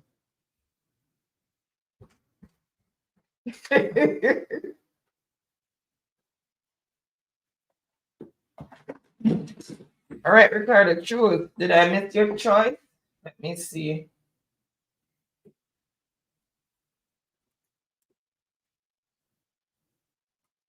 Ricardo is supposed to choose. History for 200. This national hero was born to a slave mother and a planter father. This national hero was born to a slave mother and a planter father. Name the hero.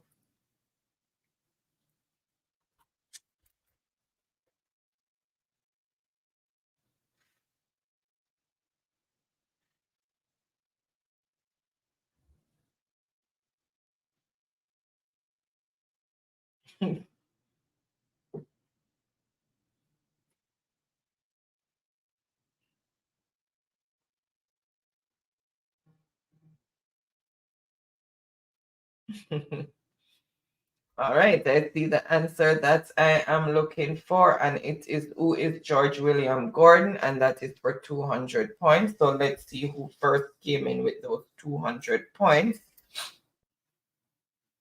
So 200 points, George William Gordon.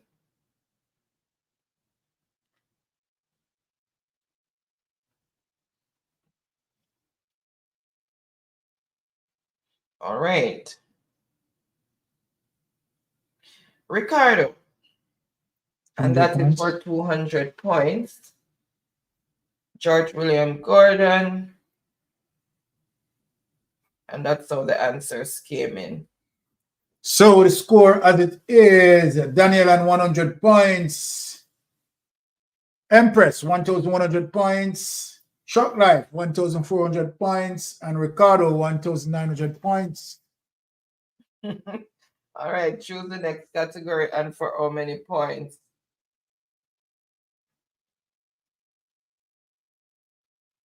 And rightfully so, Ricardo, they work hard.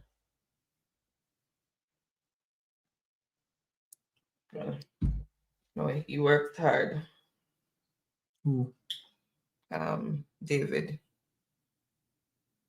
He's on vacation. He messaged me last week. Oh, David?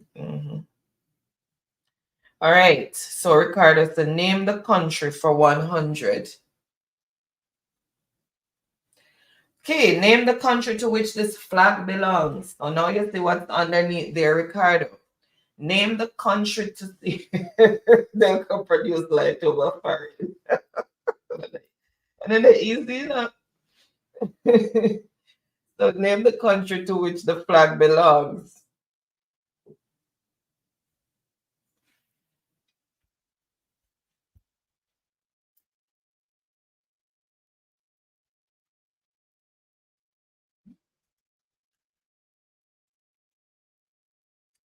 Let me make sure I have it. Okay. All right. I see the answer that I am looking for, and it is what is South Korea. And that is for 100 points. So let's see who first came in with the correct response.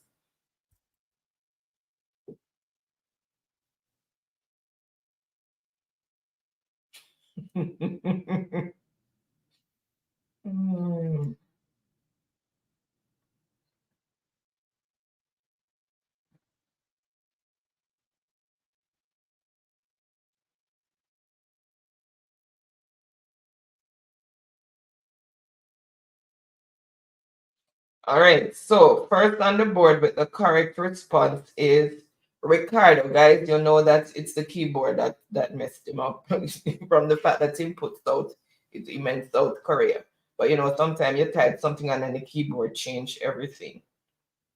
So then Truck Life, so that is 100 points for Ricardo. For Ricardo? Yeah. Truck Life. Ricardo. Then Truck Life. Oh, Truck Life didn't put South. Empress, Ricardo corrected it, spelling. Janet, Danielle, Catherine. Okay, and that's all that's all the answers came in. So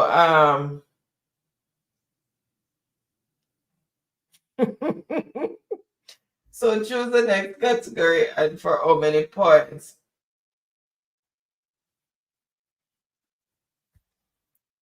Choose the next category and for how many points?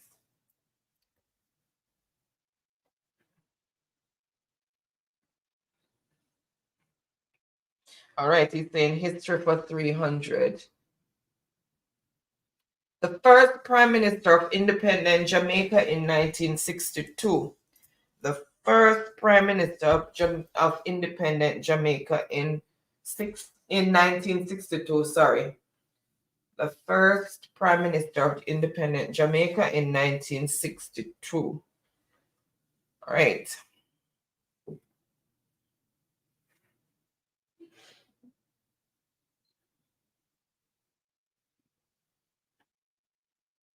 All right, I see the answer that I am looking for, so no delays.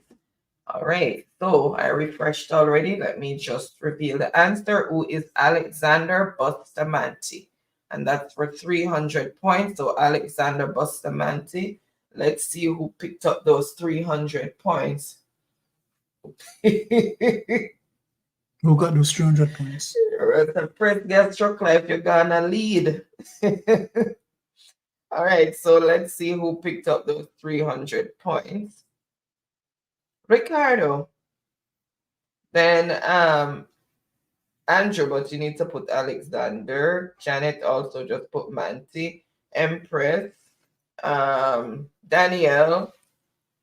Oh, did he put who is? Let me just go back to make sure. Okay, put who is. Danielle. Truck Life.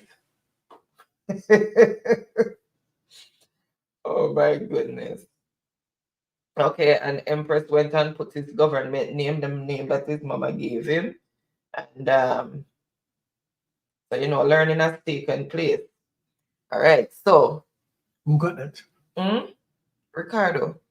Oh, the 300 points. Mm-hmm. So the score as it is, Daniel on 100 points, Empress 1,100 points, Short Life 1,400 points, and Ricardo 2,300 points. Welcome, Megawatt. Volt, happy Friday. Thank you so much for joining Bless me. yourself, Megawatt. Send blessings, Mr. Second Station. Just reach me, know me late. You're there, man. Everything good. Everything good. All right. Daniela ball over 100 points. Can no set no safe. Nah. You better know that. All right. So Ricardo says, name the country for 500. Name that flag.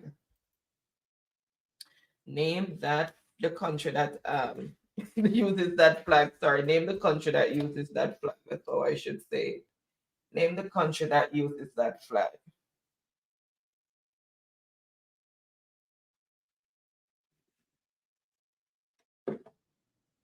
All right, and I see the answer that I am looking for. So let me reveal the answer, and it is what is Argentina, and that is for 500 points. So let's see who picked up those 500 points. Good night, Mr. Grant. Good night, David. How are you doing? I'm jotting. Good night, everybody. Right. Hoping that your vacation is going well so far and you had a safe flight. Well, you got to your destination. Let's say you had an event-free flight.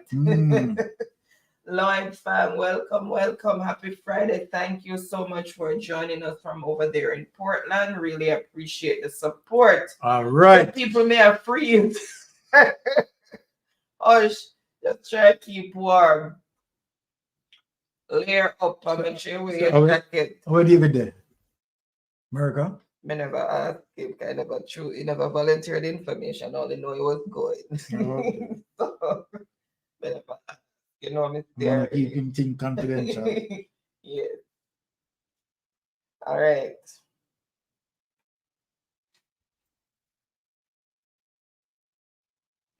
All right. So let's see who first came in with the correct response. Ricardo, what is Argentina? Then Truck Life, Danielle, Empress. How much points that? 500. Then Janet, David. 500? Mm-hmm.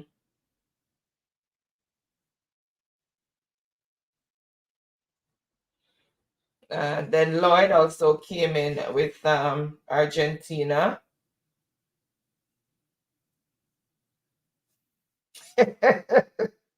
Ricardo Fidel was bringing cash when he come in. Okay, he says he's in New York. Okay. Okay. Okay, yeah, it's cold this time of the year there. Well, enjoy as much as you can. New York. You're so inquisitive, David. You mentioned I'm in, but I asked where you're going. Well, you know you're going. And I must know exactly where you're going. You're too inquisitive, man.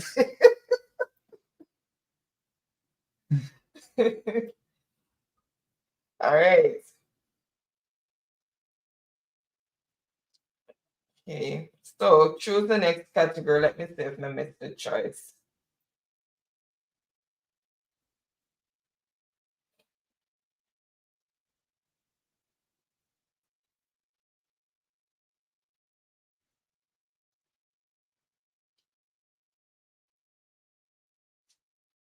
Oh, I think Empress is the replay, because sometimes they're watching the replay and comment, it comes in the live portion that we are doing. So I think that he's commenting on the previous segment. All right. David laughing. All right, so choose the next category. Okay, country for 200. No. Boy, your finger them nimble in the Empress. That? Baron. But you know, Ricardo, I said it. Ricardo. Oh, for 500? For 500. Oh, I'm gonna put 30 here. Okay. All right, so 200, name that country. Which country uses that flag? Everybody run out. Everybody run out.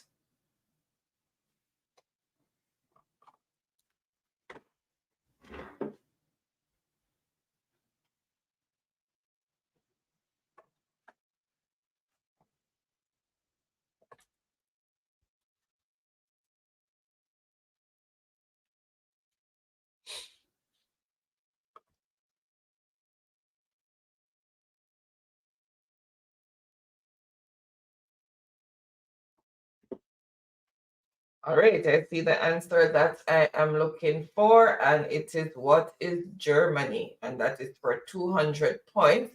So let's see who picked up those 200 points.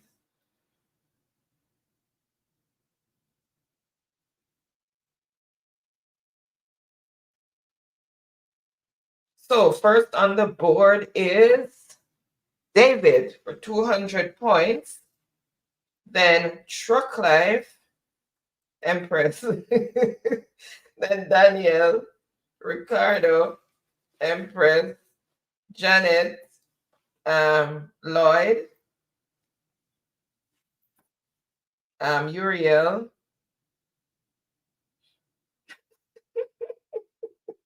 Daniel's 100 points worse than Steve. Yeah, if we had the and faster, Daniel. So the score as it is, Daniel on 100 points. The points they're not really safe. David, 200 points. Empress, 1,100 points. And Truck Life, 1,400 points. Ricardo, 2,800 points. Okay. And okay. Andrew said not now go on for me. Hush. They still have hope. There's still numbers on the board. Okay, so David is saying country for 300. All right. Name the country that uses that flag.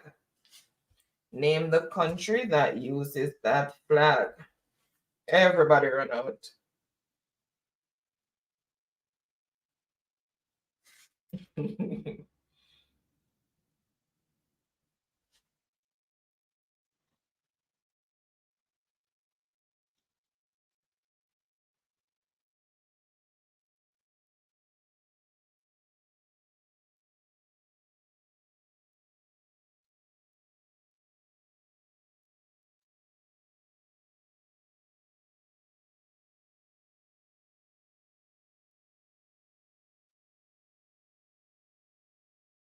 Okay, thank you so much, Megawatt Vote. I'm just seeing your endorsement there. Really appreciate it. And thanks again for your continued support.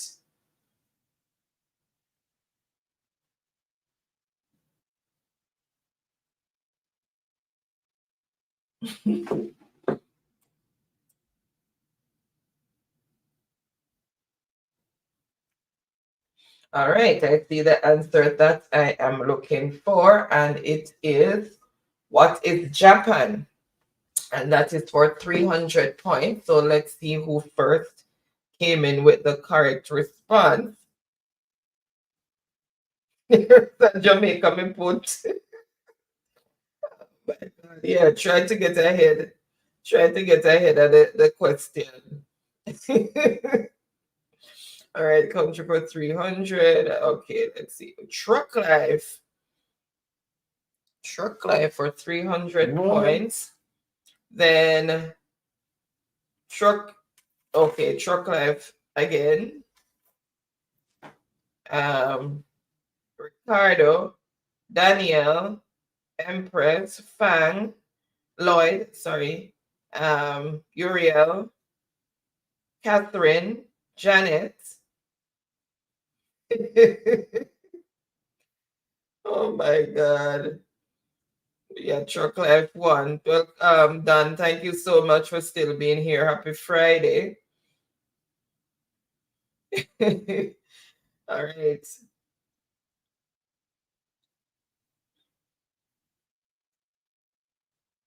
Four killed in St. Elizabeth today. I wonder what happened.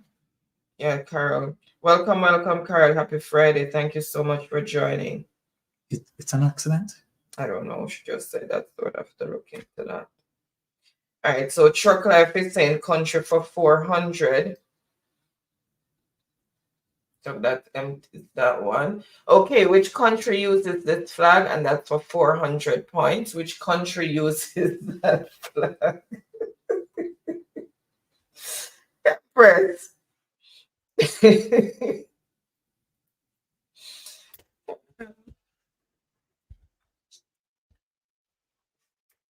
Which country uses that flag?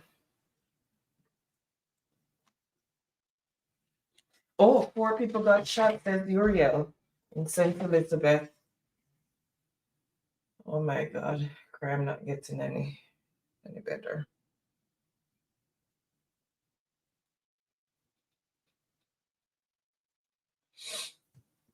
You hear?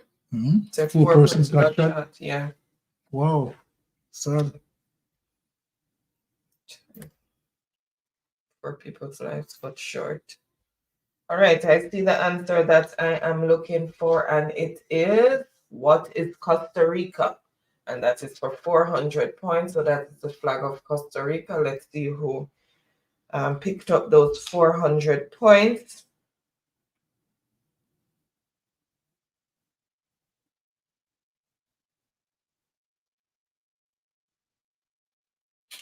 Just anytime, anything to get to know, pass out Daniel. Right.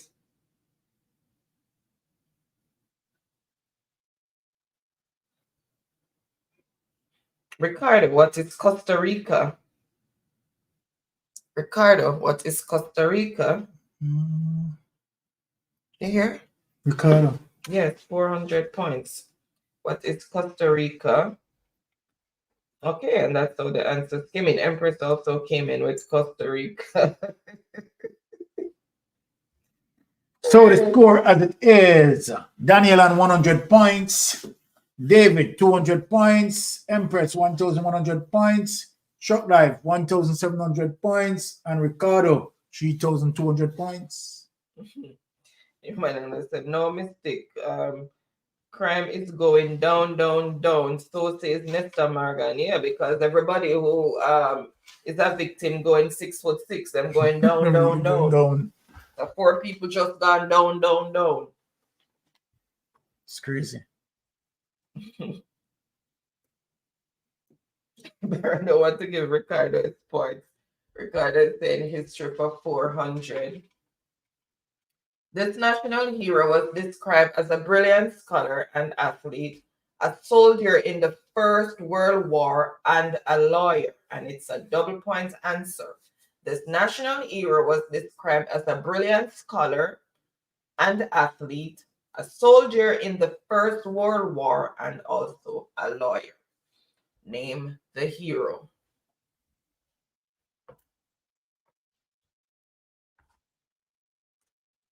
And it's a double point answer. Name the hero.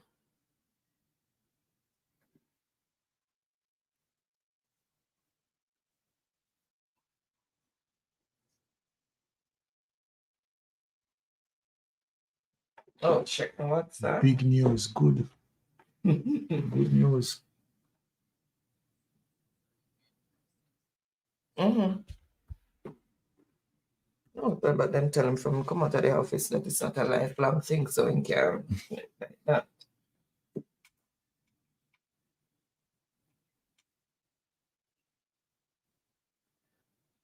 Okay, she sent the article. Okay. Here, just send the article. Thanks, Empress, by looking at it. All right, so let's see who first came in with the correct response. All right, so who is Norman Manley? And that is for 400 points. So let's see who first came in with the correct response. Thanks for that, Empress. Well, I tell you. All right. No, we're not safe. Can you imagine? All right, so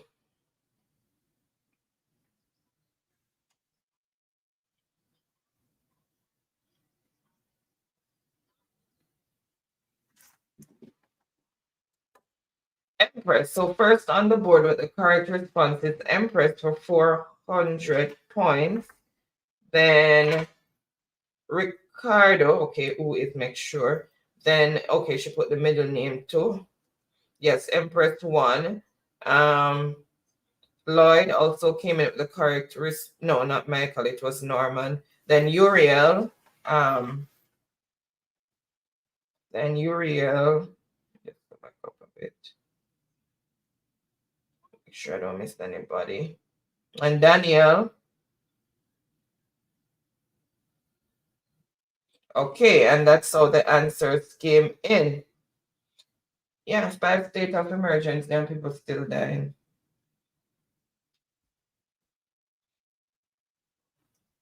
Them don't have a clue what them doing.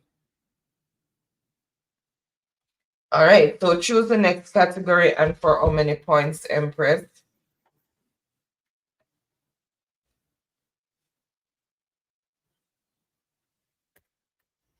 Okay, JH, Jamaica history for 500, so we're closing that one. When was the Morant Bay Rebellion? So just the year. When was the Morant Bay Rebellion? So which year was the Morant Bay Rebellion? Just the year.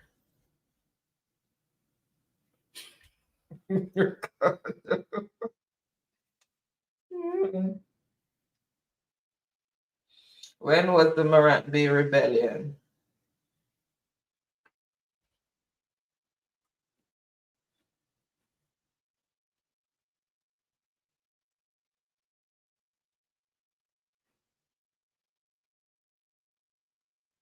All right, I see the answer that I am looking for, and it is what is 1865, and that is for 500 points. So let's see who first came in with the correct response.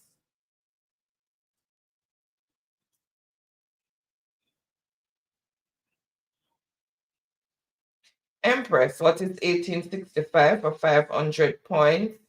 Then Andrew. Empress, win it? 500 points? 500. Then Andrew, and then she came and gave the full date. Yep, but that's how the answers came in. They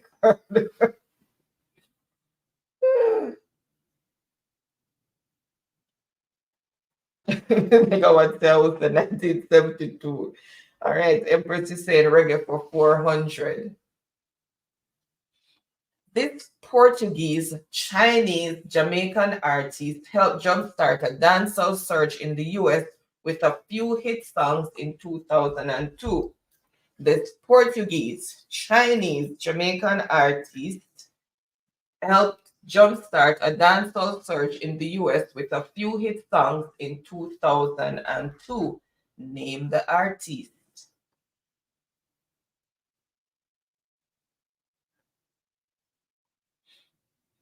Okay, Sonia is correct. It was October 11th, 1865. Thanks for the correction, Sonia. I think the Empress had October 12th.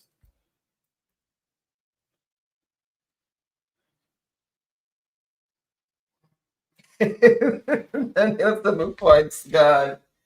All right, I see the answer that I am looking for, and it is who is Sean Paul. And just a fun fact, Sean Paul's hit "Give Me the Light" caught the US by storm, as did his other hit "Get Busy," "Like Glue," "Make It Clap" with Busta Rhymes, and "Baby Boy" with Beyonce. That helped pave the way for other artists like Elephant Man and Vybz Kartel. And that is for 400 points. So let's see who picked up those 400 points. You're gonna say, Daniel, 100 points look shaky. It's on live support. Daniel, 100 points on live support, Mr. Rafio. My goodness. Let's see. Okay, so first on the board with the correct response is Andrew with Sean Paul, and that is for 400 points.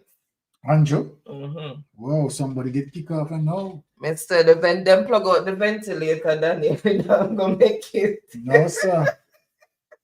So the score as it is, Daniel on 100 points, David 200 points, Andrew 400 points, Short Life 1,700 points, Empress 2,000 points, and Ricardo 3,200 points. So Daniel, we have to go have a moment of silence after this for your 100 points. And then plug out the ventilator and extubate you. Extubate you 100 points. All right. So then Truck Life, Ricardo, Empress, Uriel, Lloyd. Okay, and that's how the answers came in. And you're finally on the board. Yes, you jump up and knock and lick Daniel 100 points. Daniel is a 6 bars method now. Hush.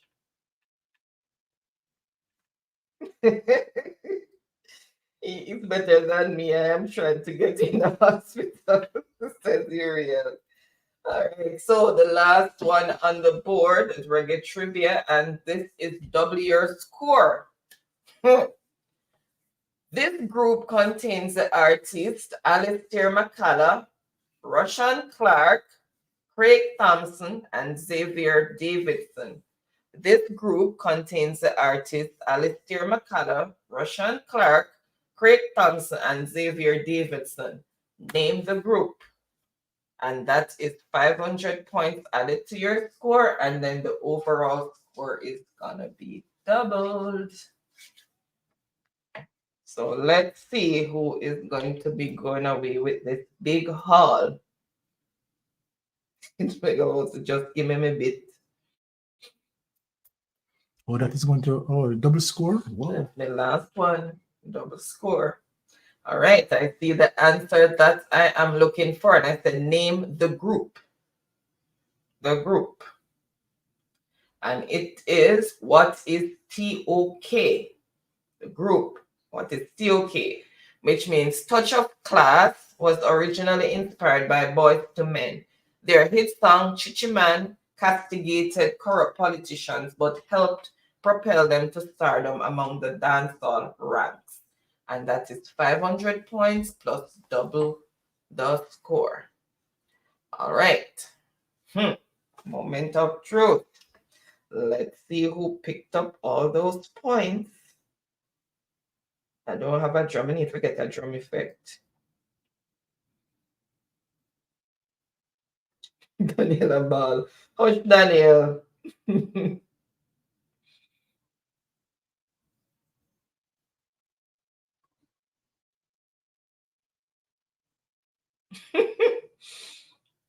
Right.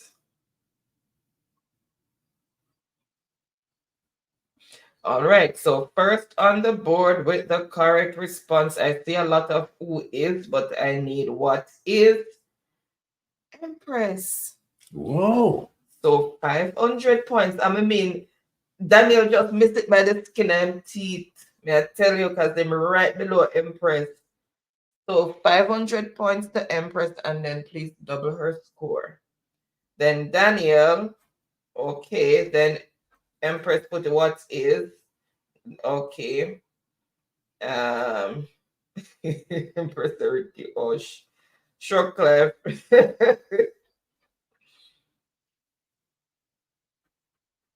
Okay. Empress, pinch me that points, no?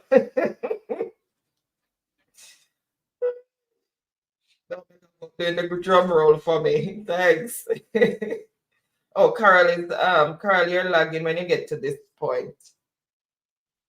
Oh, Daniel said, just scorekeeper doing the tallying. The moment of truth is almost here. Don't worry, Daniel, you can have my winnings. Okay. So David is planning to donate his credit to Okay, so beginning the board is in number 5, David with 200 points. 4, Andrew with 400 points. Truck Life, third, 1,700 points. Ricardo, second with 3,200 points. And Empress take home the cake. 5,000 points. 5,000 even. Yep. Ricardo 3,200. All right. So congratulations to everyone who made the board. Congratulations to everyone who participated.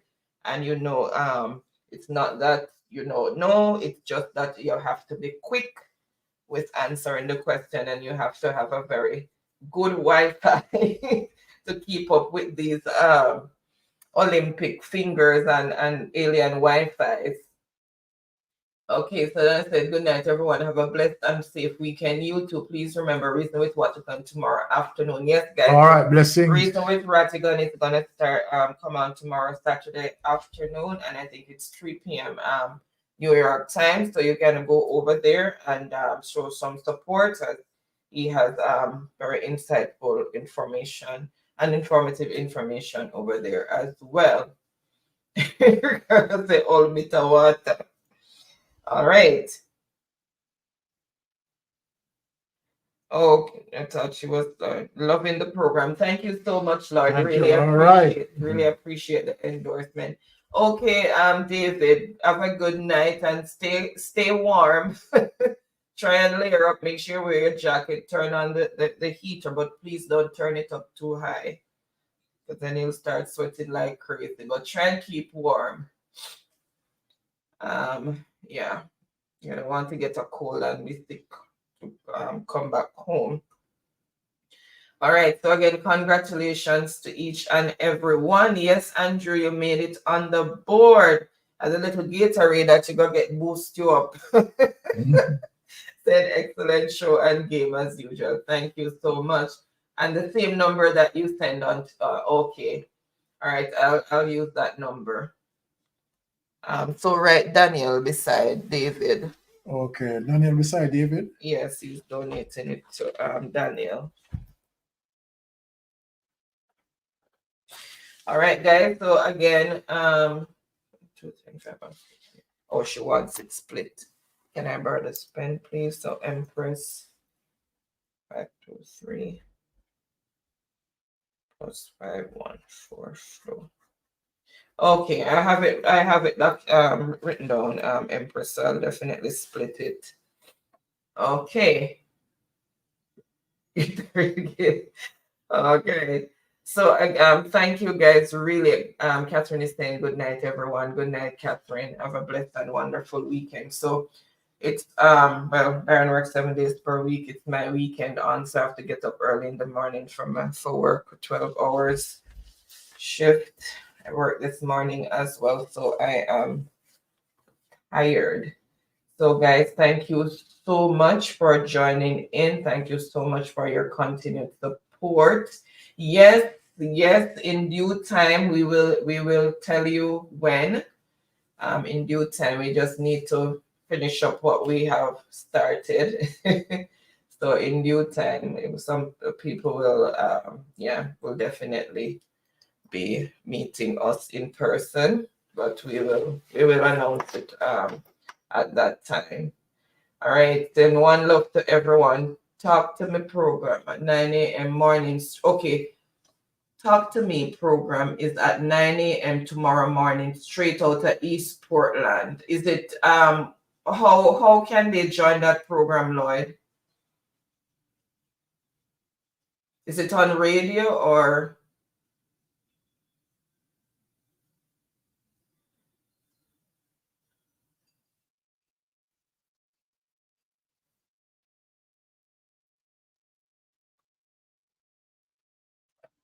Okay, you can type it in the chat. Not familiar with Talk to Me program is on 9 tomorrow morning, straight out East Portland. Okay. All right, so guys, thank you so much again for joining in. We know you could have been doing something else on your Friday evening, and you chose to be, you chose to be with us. So really appreciate that. We don't take it for granted. With Colleen, next MP. Okay. I guess the MP for the next MP for Portland. Okay. Okay, so I guess maybe it's on radio or whatever. Just let's start lingering to see if it's gonna put the rest of the information.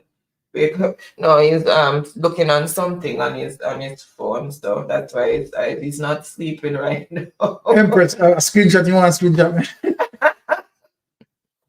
Got you last week. Yes, up is Byron, take it easy, Mr. Blessings, blessings. Wish I didn't have to win, but you know by the sweat of your brow you shall eat bread. You know how that going.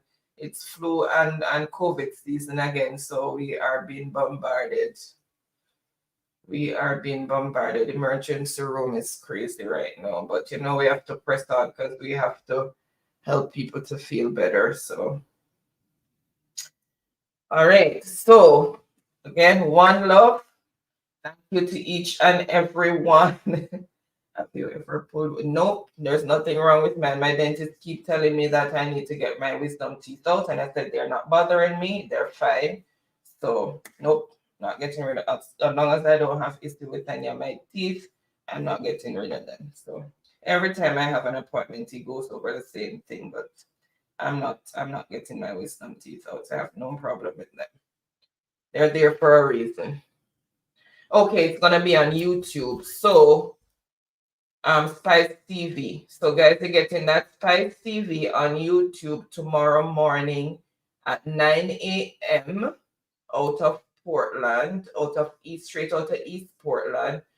For I guess the next MP for East Portland is going to be coming on. It's going to be, I guess, just campaigning. So you guys can tune in tomorrow. I'll have to try and catch a replay after work. Spice TV, YouTube. Write that down for me, please. On that. Spice TV? On YouTube. Oh, yours broke. Okay. Well, sure, I hope you won't have too much discomfort or any discomfort at all after it is removed. Yeah. All right, guys. So I'm gonna wish you a wonderful and blessed weekend and have a wonderful and productive week.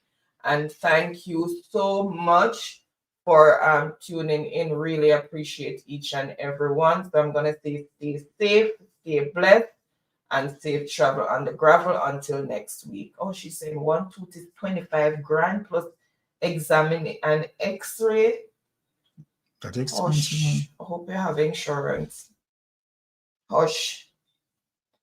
All right, so bye until next week. Keep safe.